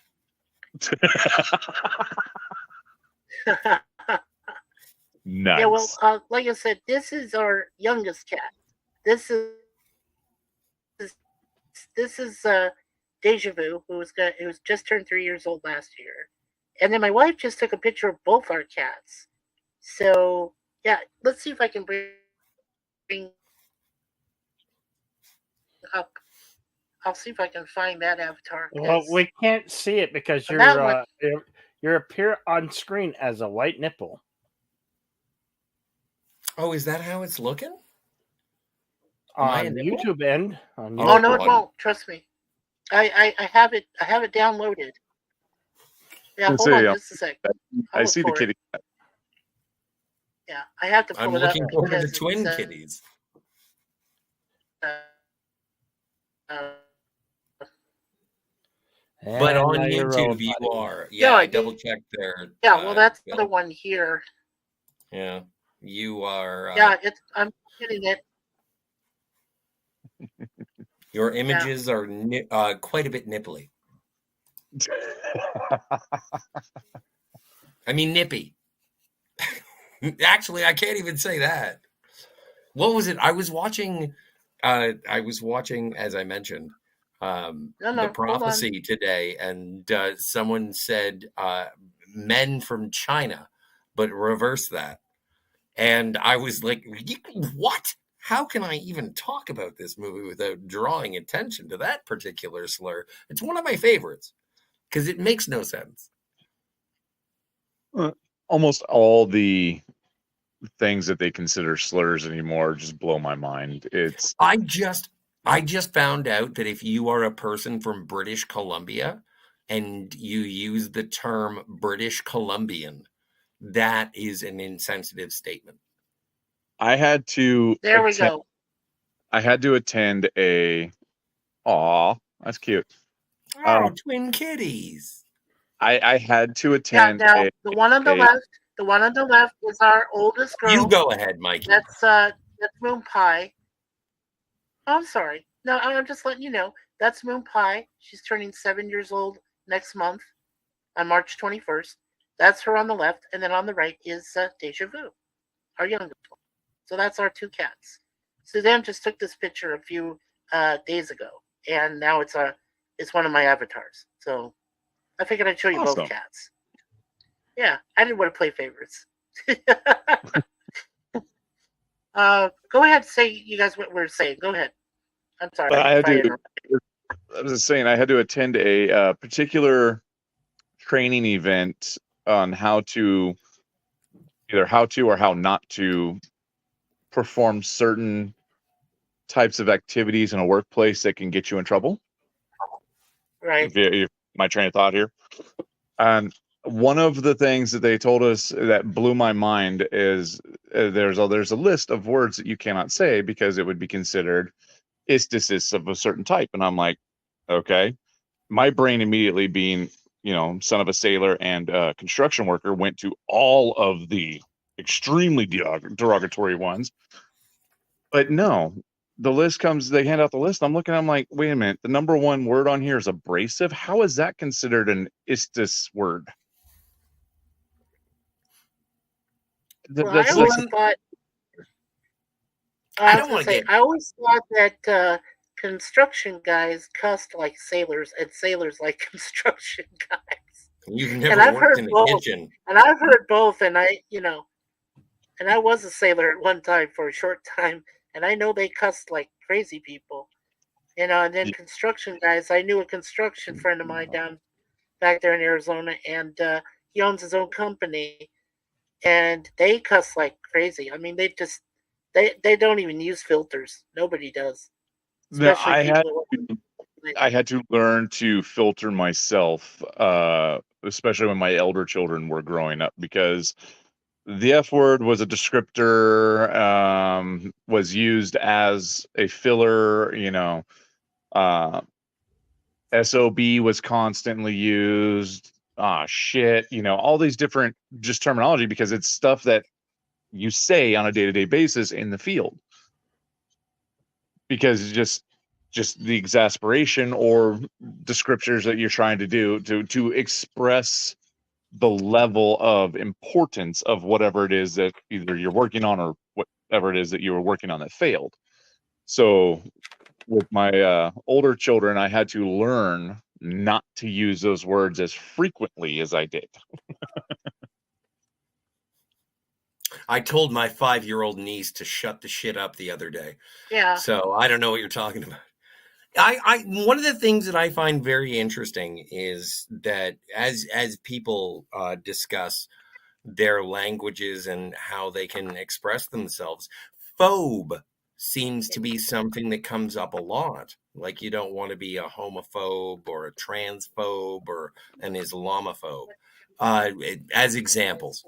And one of the things that what are you if you don't like Jewish people? You're an anti-Semite. You're not a Semite phobe.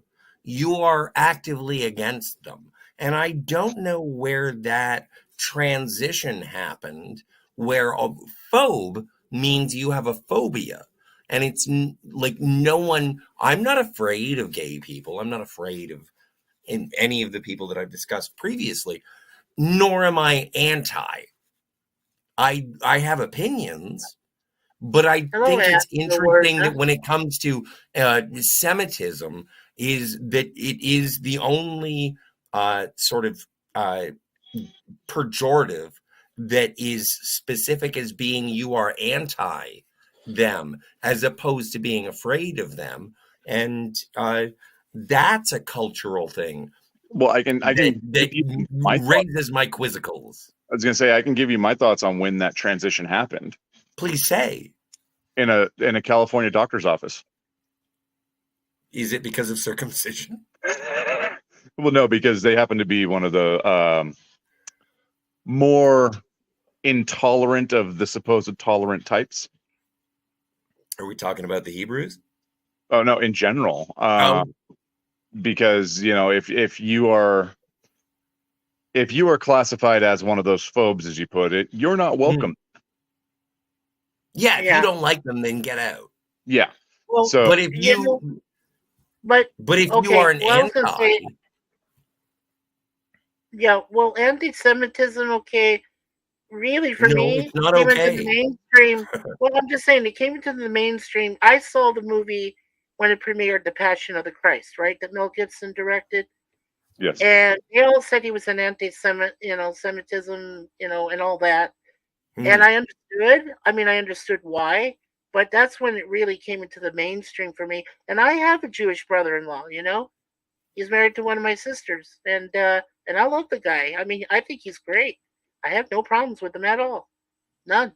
And I just and I thought, well, I think it was because Mel Gibson got the wrong idea, or maybe he got the right idea, but he just pushed it too far. Well, there is about his role in Jesus Christ, crucifixion overall. I don't know. It bothered me. It was bigotry of any sort of flummoxes me, and so I find it hilarious. Yeah, that bothered me the most. So yeah, I'm not afraid of you. I just don't. I think that you're wearing gaudy pants. Well, and it's for me, it's like I don't have a fear of any one particular group that classify themselves out. Except Canadians, French Canadians. Oh, sorry. I can't even be afraid of that because my grandmother was half, so half French Canadian, so she could speak English. She's cool. The funny part on that one is that she was half American Indian, Castilian, Spanish, and Mexican. That was one, and the other half was French Canadian. So you're saying your grandmother was hot?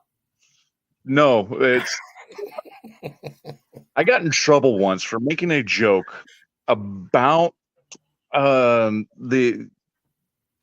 Okay, I'm just going to put. Don't even bother. Don't follow through if it makes you uncomfortable at this point. No, I'm just trying to figure out how to word it so I don't get Bill in trouble because. Hey, Bill.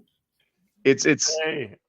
I'll put it this way: her real name, because we all knew Grandma Connie, but her real name was Consuela. Mm-hmm. And what do you call a specific ethnic woman, a night walker? I don't know. Consuelo. Okay. Consuelo. Uh-huh. What do you call them? I don't speak Spanish. Oh, Consuelo. Oh. Consuelo. Yeah. Just say it slowly and think about what that sounds like. Well, I stopped a while ago.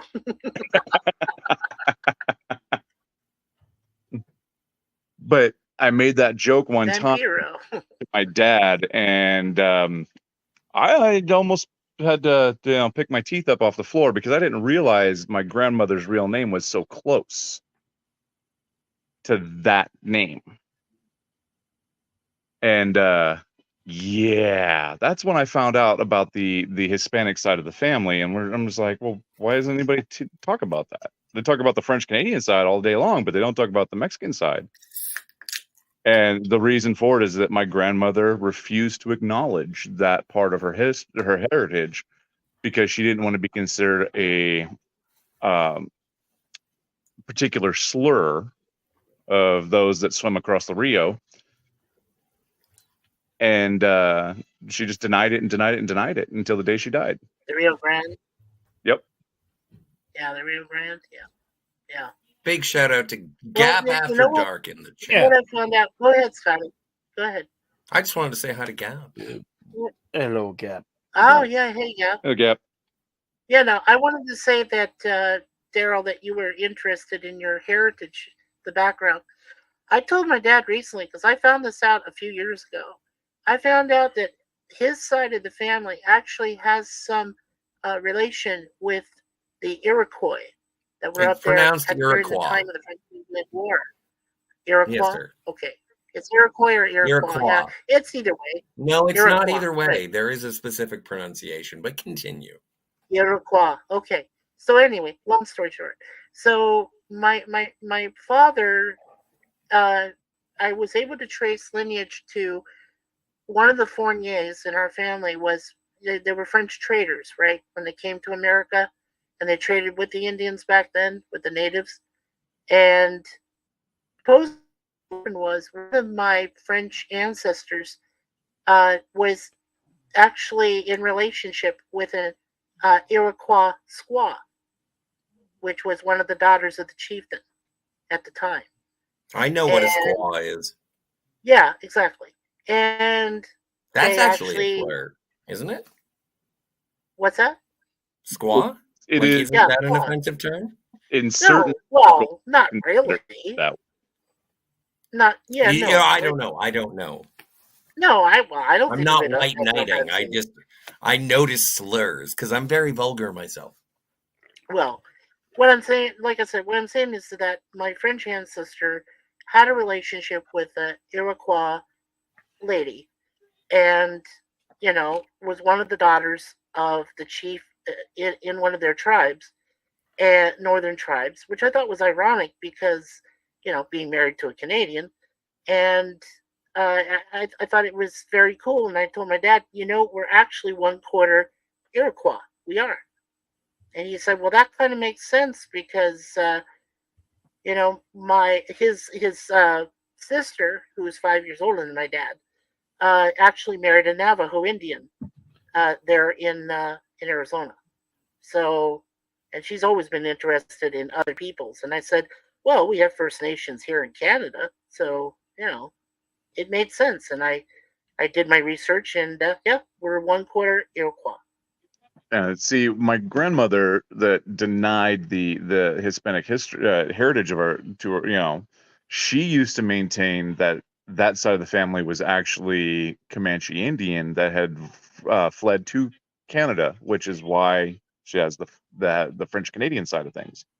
Mm-hmm. And right before she passed, we wound up finding out the real truth about it all, and that there was no Comanche Indian on the side. That particular side of the family was Castilian Spanish, Mexican Spanish, with a Californian based smaller Indian tribe bloodlines thrown in there that we cannot find record of anywhere other than what grandma had.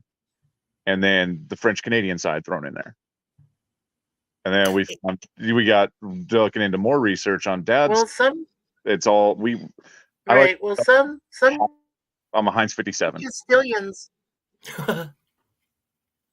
It's funny. It's funny because I'm like my ancestry is European, and my name is Scott. My father was very, very proud of his Scottish ancestry, and he searched with an answer in mind. And apparently I am of the Tartan Cameron. That is what I've been told. But that was thrown into doubt when my dad took like one of those online DNA tests, and he found out he was Irish. And my dad has always been so racist against the Irish. He hates the Irish for some reason. I don't know why. And I've never carried it with me. It's not my jam. And so I don't know if I'm Scottish or Irish. I know I'm a white guy, but I was born in Canada. I live in Canada. I think that my culture is Canadian. I celebrate most Canadians, much like William Shatner and Anne Murray. And that's it. That's where my heritage goes back. Anyway, I apologize. Thank you for listening to my TED talk. No, it's honestly it's refreshing to hear that kind of stuff, because it's one of those things that these other and Rush. And Rush. Fuck Scotty, Rush. don't forget Rush. Fuck Rush. Sorry for yelling. I didn't mean to say that so emphatically. I do not like Rush. I think it is the worst. but Ah, it's just it's a viewpoint on your own ancestry, because so many people get so bent out of shape over the cultural appropriation and identity politics that come along with stuff, and to me it's frustrating, because it makes no sense, because everybody is mixed in one way or another with something else, you know. So you can't sit here and gatekeep or put some sort of like halt to other people doing these things that are viewed as cultural appropriation, because like I was saying, my family line, you look at both sides, if it wasn't for dolphin love and pillage, my line probably wouldn't exist. You know, the last girl that I dated, her brother found out. Like I had mentioned offhandedly that my grandmother on my mother's side was from Finland. And for some stupid fucking reason, this guy starts being like, oh, the Finnish talk like snakes. Have you ever heard Finnish? Slash, slash, slash, slash. And I'm like, are you seriously making fun of me because of Finland? What kind of a weirdo makes fun of someone because of Finland? I don't know. That weirdo. Anyway, we broke up and I killed him. There's so many people out there that just get all offended over the fact that if you mentioned you have any ancestral ties to anything. Because I've had one guy that I worked with years ago that was going around talking about how he's a cholo. He's got the Mexican family line and whatnot. And I looked right at him and was like, I'm sorry, man, but I have a hard time believing that you are actually truly a cholo, because your last name is Masters. You're whiter than I am. And you're born where? You know, and he happened to be born in like Northern California. Yeah. And I was like, just honestly, I'm not trying to be an asshole about this, but that's just the thing, is that to me it seems like you're putting on a persona to try and be somebody else. Well, I knew this other chick, and she used to celebrate her Scottish heritage, and she would be like, if it ain't Scottish, it's crap. And it would be like, where were you born? And she said, Ontario. And it's like, so you're not even Scottish. You're taking something. Yeah, has Jill ever mentioned before what her background is, where she comes, her heritage? Yeah, many times. She's human. No but that's kidding. for another thing, another place. Yeah. If you'd like to know her heritage and family tree, I recommend subscribing to Anti-Derivative Jill's channel. I've been subscribed. I just never heard her mention it in polite conversation or streams before. Actually, now that I mention it, I think she's Vulcan. Well, okay, she's Vulcan. That's obvious.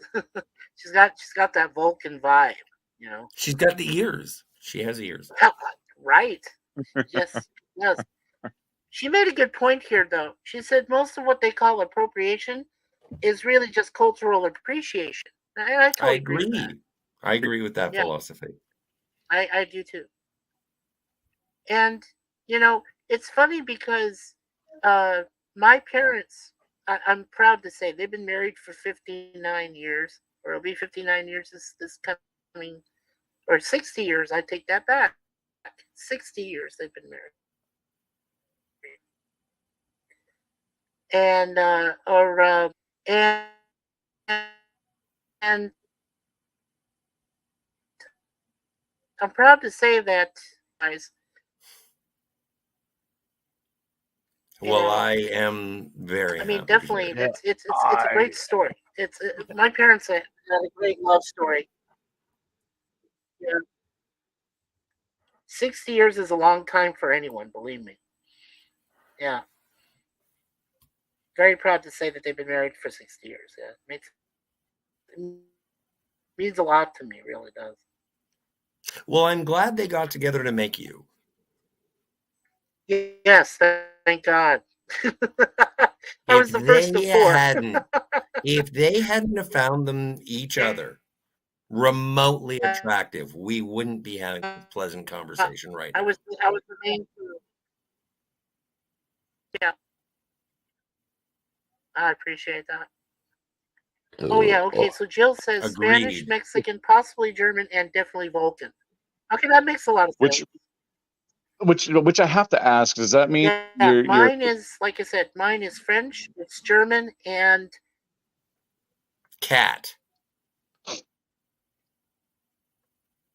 Feline. Sorry, go ahead, Daryl. You want me to be specific? I was actually just going to make a joke and to Jill's reference there is like, so if she is definitely part Vulcan, where's your heart located? But that's because I know a little too much about Star Trek stuff, and the Vulcans, their heart is where our liver is at. You know, if you really want to bake her Plomeek tea, you should ask her when was her last Ponfar? Oh damn. I know, right? Yeah, when was her last Ponfar? I just said that. Thank you for yes. When did she have to go back to New Vulcan? Remember, the old Vulcan was destroyed in an alternate We timeline. don't talk about Navarre. That's part of the filth. Fuck Discovery.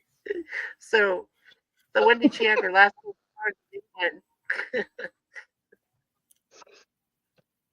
Oh man.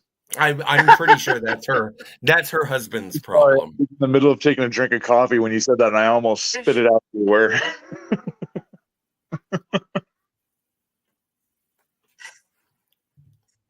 It's funny going like sort of scoping through social media Oh my Lord. and people say or you see like snippets because they're filming. Like I live near Toronto. So do you, Daniel or Mikey. Like we're living near where they create new Trek. They film it all in Toronto because it's cheap. And so I'm seeing things and it's like Sonequa Martin Green being like, oh, we were blindsided by the end of Discovery. And it's like, hooray, we're filming the beginning of Strange New Worlds. And it's like, oh, I just wish you guys would stop. Just stop doing it. Stop doing what you're doing. Yeah, but then they're going to do another season of Discovery, right? I heard that too, and I was like, why? No, Discovery's going to end after the 5th season, and then we can finally put that baby to bed forever. Please. Because all you're doing is you're wasting Michelle Yeoh's talents. I've never been a fan. I've never been a fan of Michelle Yeoh. And the I first love her, time, man. Yeah, that's not my problem. Man. The first time I encountered her would have been in Tomorrow Never Dies, the Pierce Brosnan James Bond movie. Not a fan. She's very talented, very athletic. I don't have anything personally against her. I just find her, to me, to be unappealing. Well, let me ask you this, Scotty, and this applies to Daryl and JediBill as well. When and if they do this Section 31 film, are you going to want it to be in the theaters, or are you going to want it to be on Netflix? Oh, bullshit. What? This is bullshit. That's my. I guess I know Bill's answer. That's also my answer as well. Bullshit. I've tried to sit through the first episode of. Even the dog thinks it's bullshit. Even dogs know it's shit. I have tried to sit down and watch STD, and I can't. I made it through about half of the first episode, and I'm sitting there going, "This is fucking bullshit." Yeah, 2 episodes and I was out. And Well, everything. yeah, I was out of Discovery after 3 episodes, so actually I did one more episode than you, buddy. So the only You thing win? they I don't know how that's a victory. Well, with the new Star Trek, it's a hollow victory. It's a hollow victory, Scotty. It's hollow. Very hollow. Daryl, yes, what were you saying? I was saying the only Star Trek that I've actually watched and actually been a fan of has been the final season of Picard. Yeah, And I was okay with it. there's issues with it still. There are issues. There's some things that just like For sure. not right. Damn But you, Jill! Stop spying on my dog. Hey, But Shiffy they're Chisholm, good in don't comparison. forget the last Mummy film where Michelle Yeoh was in that and battled Jet Li. That was a great one too. No, it Besides wasn't. Crouching Tiger. Go back to bed, kid.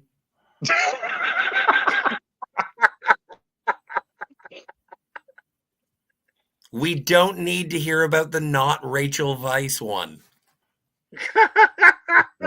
Shit. Exactly. Let's get some pizza. Let's get some pizza. Oh, come on! Don't make fun of Ash versus Evil Dead. Come on, Bruce Campbell rocks. I got He to watch the rolls. first season of that. That was great. They should have made more movies from Evil Dead. We've got all three Hello, of them. Shifty Jism. They have made more Evil Dead movies, just none of them with freaking Bruce Campbell in them. Look, I make a good Gerard Butler, don't I? You do. That's Right, my that's face. true. Yeah, That's my face on that face.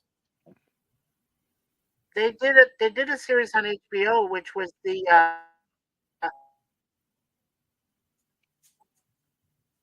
Mm-hmm. Yeah. Uh-huh. Ash We're versus Evil Dead. waiting. We So, killed that's wrong. Mikey. We killed him. Oh, that's a good. Ed. You're a. You know what? I like your Sparta, but I like your man with no name better. That's Yep. great. That's dope. Yeah, that's even you make a Go good ahead. Eastwood. Make my day. This is definitely a train wreck. Wake up, girl.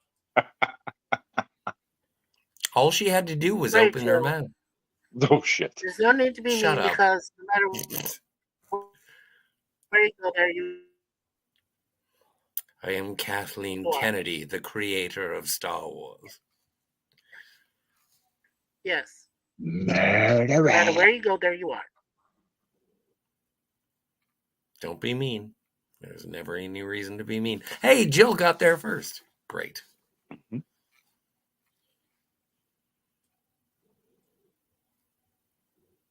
Anyway, gentlemen, Yeah. I hate to leave you 5 Thank you, minutes Nathan. before the 2 hour, but I do have to go and see if that particular bear takes a poop in the woods. People keep asking me, does a bear poop in the woods? And I've never seen it. Doesn't he live in the woods? Yes, he lives in the woods. So, all right. I'm gonna Well, get some. I'm gonna get some See you, honey. Scotty. I'll see you Cheers guys to in the you. future. Thank you for having me here, Bill. Daryl, pleasure talking to you, sir. Pleasure as well. And Mikey, we should meet at a Denny's Take care, Scotty. sometime. I would enjoy going.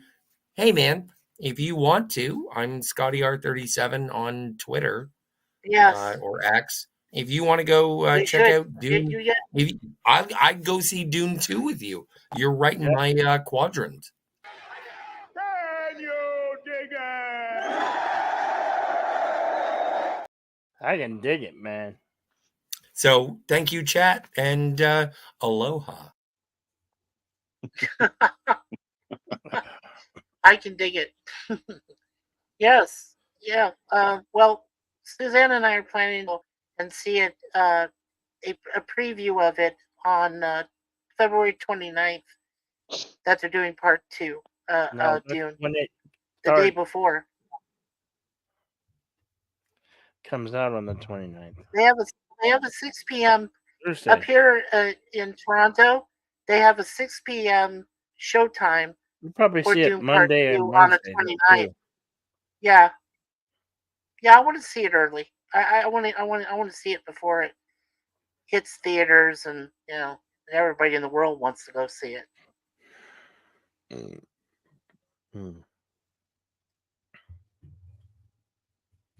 And my wife was right. It really is one of the few good movies out there right now. There isn't very much good stuff until Deadpool 3 shows up, later on. Now, haven't seen Deej around for a moment. The last time I saw Deej Odyssey, I think he was in the underground, but I don't know if he's been there recently or not. So that was the last time I saw him.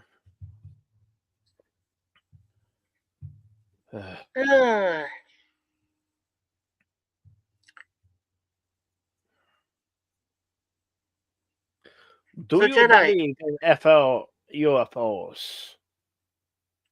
UFOs. Do you believe in UFOs and aliens?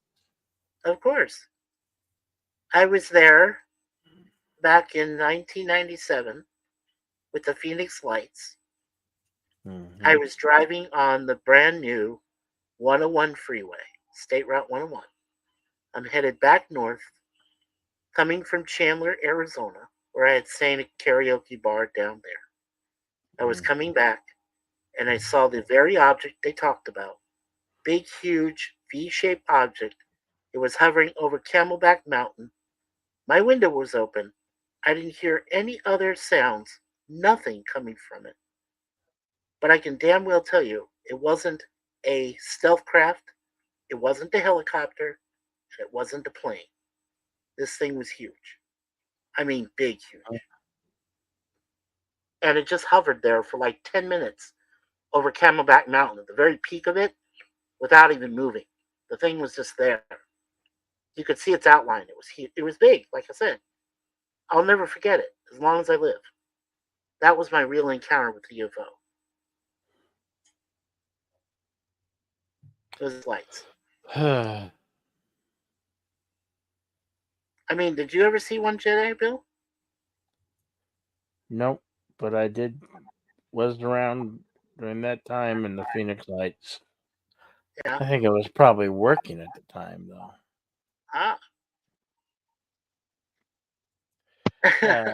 Yeah, Bird of Prey 5, Kapla.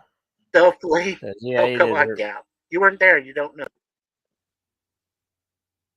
Heard from Deej yesterday. What's up, gorillas? Oh, okay. Yeah, I've seen aliens, but gorilla. eagle type. Hey, hello for a few minutes. It's a party.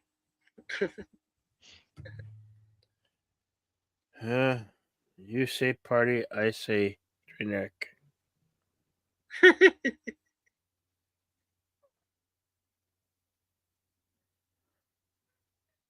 Oh yeah, he's doing his Walton stream tonight. I forgot. Okay, sorry, gorilla.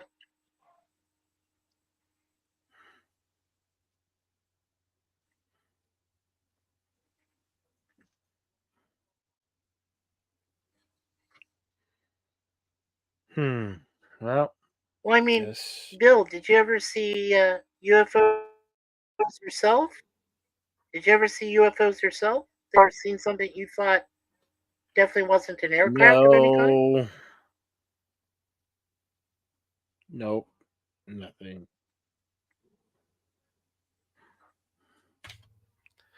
I see nothing, senor.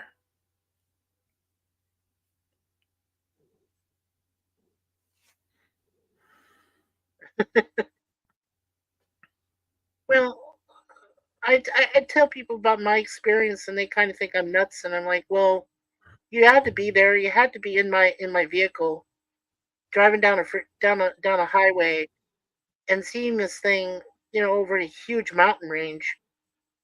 Considering I lived in the area for all those years, I would know, that just down the road a piece, there's Luke Air Force Base, Montham, Air Base, which is near Tucson. You've got the Sky Harbor International Airport. You got Mesa Gateway Airport. You have all these, you know, areas where they have, planes, aircraft. And this thing I saw was no aircraft. I know what I saw, and I won't deny it to anyone.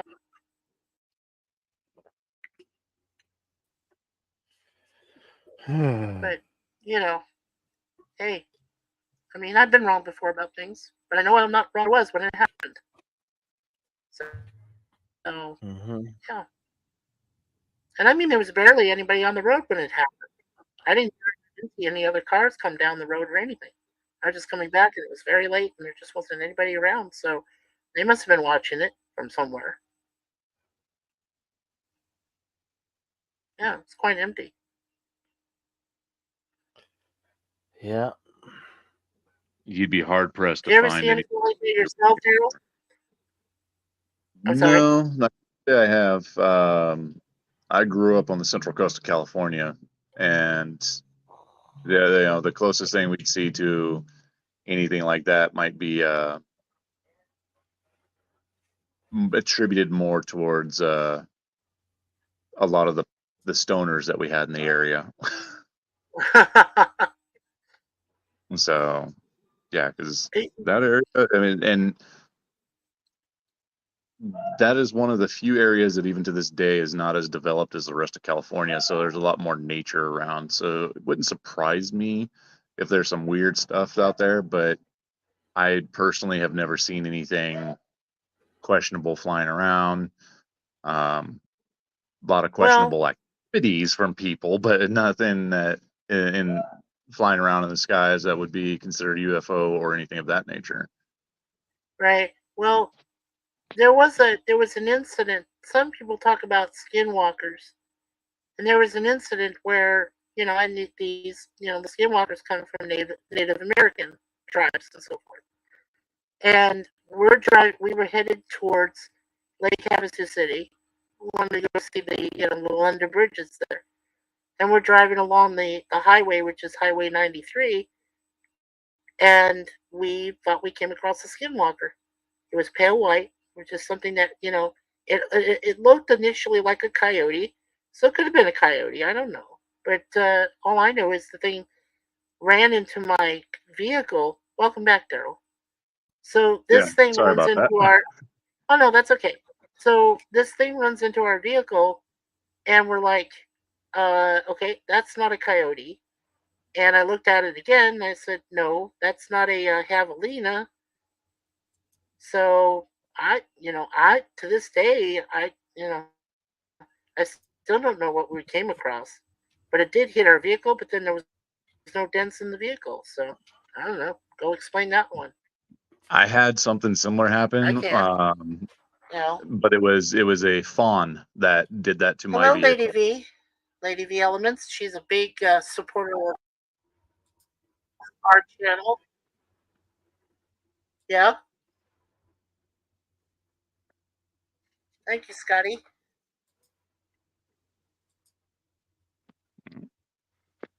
Yo. Hi, Lady V. How you doing? Always a pleasure to Yeah. see Yeah, Lady the V, you're lovely right. Lady It is ample if it's a full moon.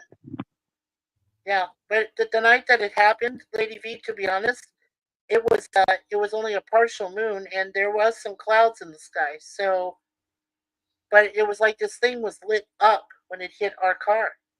It was weird. Like I'd never seen anything that bright. So I don't know. How do you explain it when you only have a partial moon? And clouds. You know,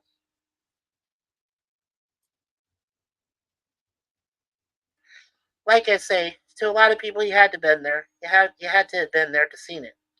But well, I know my wife and I don't think we're nuts, so we're pretty sure we knew what we saw. But Yeah. anyway.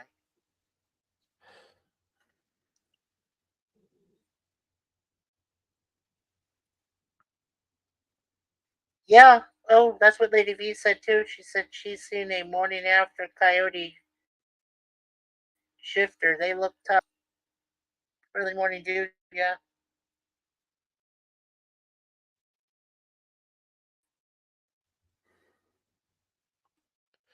Who out there has experienced supernatural He lived near desert phenomenon? landscape for a long time. And I can't explain half the things I saw out there. So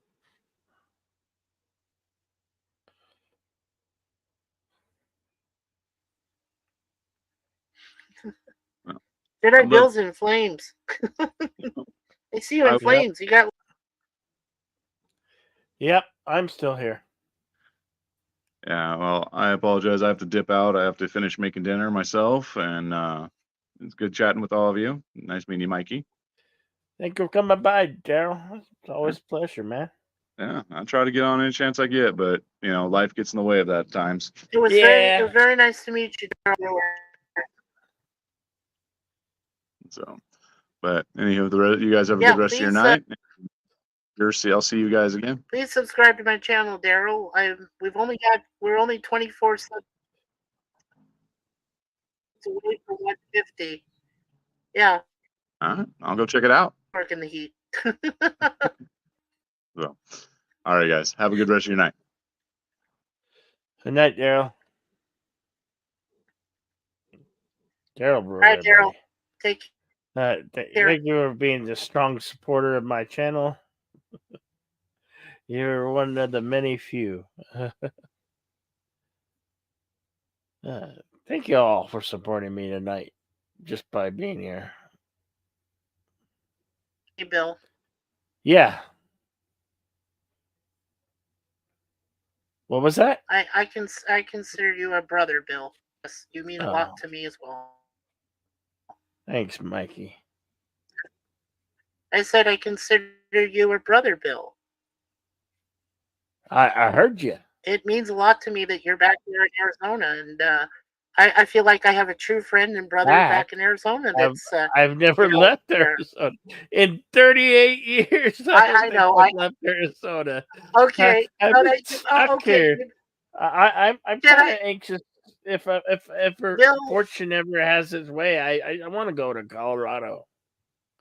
I want to move well, I've back been to Colorado. Well, I've been to Colorado. It's not all that. I only lived there for 6 months. I live near Colorado Springs, is where I live, near the Air Force Base, the Academy. Yeah. Yeah. Yeah, that wasn't bad. It's not bad. I mean, but when it snows, like up here it snows a lot, but there it's like when it snows, it really snows. You get a lot of inches, and when they land on the ground, whatever, and it stays for a while. Oh, yikes! Don't scare me with that, please. You need some boobs on boob tube. Yeah, right. On the boob tube. They used to call that a TV. Well, if they're watching on a tube, they're watching boob tube. I never knew where they got that from, but they're watching boob tube. Exactly. I don't know. Has Lady V Elements? Lady V, you've never appeared in a panel before, have you? I don't think she ever has. I know she's a huge supporter of our Mikey Zeus 4 channel. Lady V is, and but I've never seen her come up. Yeah. Oh wow! Yikes! There's always a time for something. Yeah, sure. Oh, Gap After Dark's laughing at that word. Well, yeah, Gap, that's what they used to call TVs, man. Late night, late night cable and soft porn, man. Yep, they call it a boob tube. Yeah, betcha, Jill. Yeah, got it. Yes, you're welcome, Jill. Oh, let me get that for you, honey. It's not so much a wrench, it's the status quo. But if the trolls wish to come around, which they haven't been around in 4 Hey, Bill. years, they haven't been Hey, around Bill. in 4 years. I'll be right back. I'll be right back. Okay. Hold on. Okay, ladies and gentlemen, after these messages, he'll be right back, but I'll be here for a while, I guess. I'll be here for at least a while.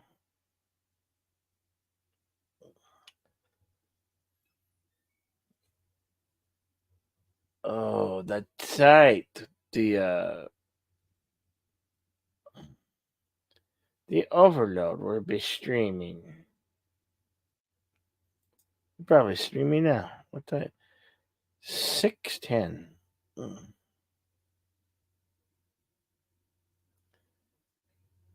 Some people miss the sex bots. I don't miss them, but I don't mean those type of trolls that like trolls.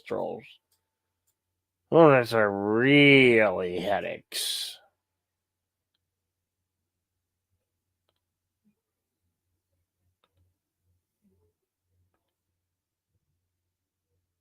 Oh, that's why. Okay.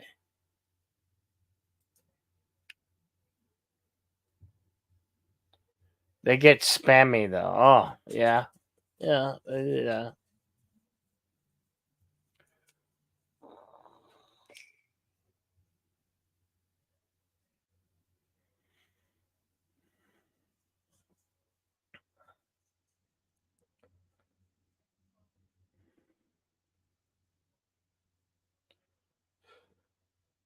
Oh boy.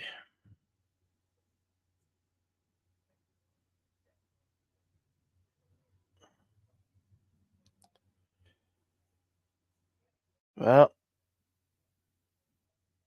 next Thursday we get an extra day in February.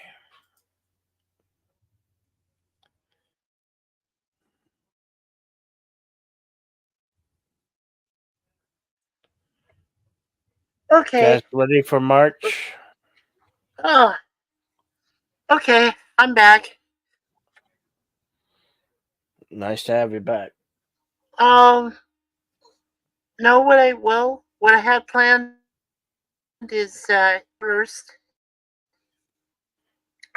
Um, starting on Tuesday, April 2nd, we're going to be continuing our series of reviews on the A-Team. We're going to be starting up again with season 1. We'll be working on episode 8, which is called The Out of Towners. Then on April 3rd, I'll be starting a series of Wednesday reviews on my webcam part of the site, and I'll be covering The Greatest American Hero with William Catt and Robert Colt and Connie Selica. And I'm watching all the episodes now. They have them available through FilmRise Television on YouTube. All 3 seasons and all the episodes. So I'm actually still covering each of the episodes to remember them and what I saw, and I'm currently going through season 2 on that. And then Thursday on April 4th, Netter's Network, the wife of Troy Pacelli, who does the Last Call, she's gonna have an interview with me, and on the Mikey Sues 4 channel. So she's doing one of her interviews on that night, which is April 4th. So that'll be nice. That'll promote the channel a little bit more. And then Jay Aldrich and I will be doing Topic Times again on Friday nights, which will start April 5th. So any topic, anytime, and just things at random. So yeah, it's a lot to look forward to. So like I said, I'm glad I have this Lent time that I'm able to relax. Not have to worry about putting stuff together, and because it's already set up, it's ready to go. the beginning of April. So Yeah.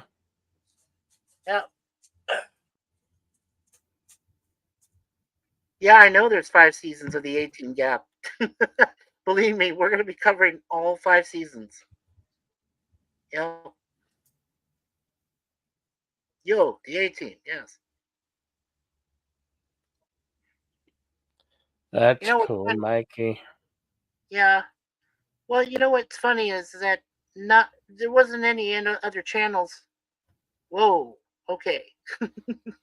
Easy there, Jedi Bill. Easy. Sorry, I really like boobs. I understand. I like boobs.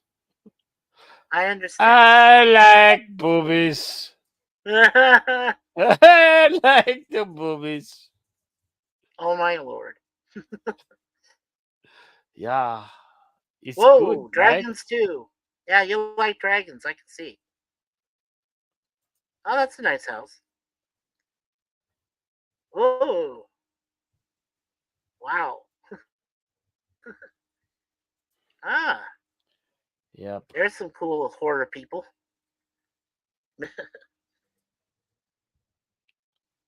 He's okay. Yep. He's good.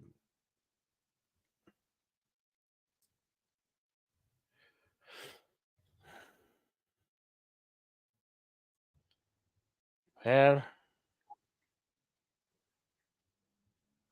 thank you. Thank you. That was made. And glasses. That was made for me by a friend, I use reading Mother glasses. Chicken Siamese. Made me that one. He made it this, and I have it as my background That channel looks awesome. background. Yeah, he hadn't sketched that. It's the Terminator, Rocky, Hellraiser, Superman, the Joker from Christian Bale's Batman series. Yeah, there's a few people there. Mhm. RoboCop. Yeah. You are coming with me. You're fired. Thank you. Yeah. Yeah, it is a cool graphic. Yeah. Yeah, a friend in my first year of YouTube made this Mother Chicken Siamese made me that drawing. So thank you, Mother Chicken Siamese. Oh, cool.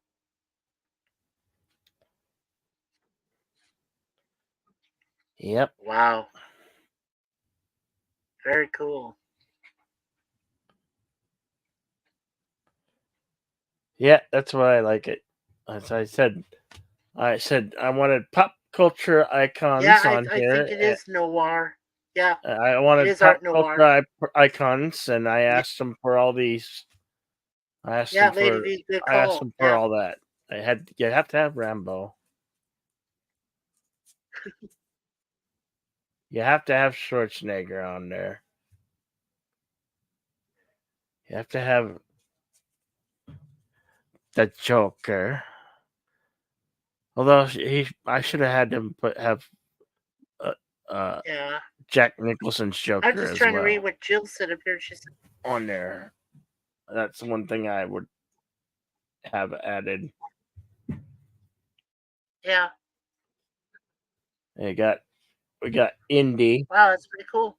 Indiana Jones down there below Rambo. Yeah, I see it. I see Iron Man way over in Yeah. the very corner there, the Yeah. far right. Yeah. He's right next to Rocky. Or not Rocky. You even got Rambo. Catwoman Yeah, in there. Rambo. Yep, I see Catwoman. Yep. If I were to add to it, I could add a few too. Like I would like add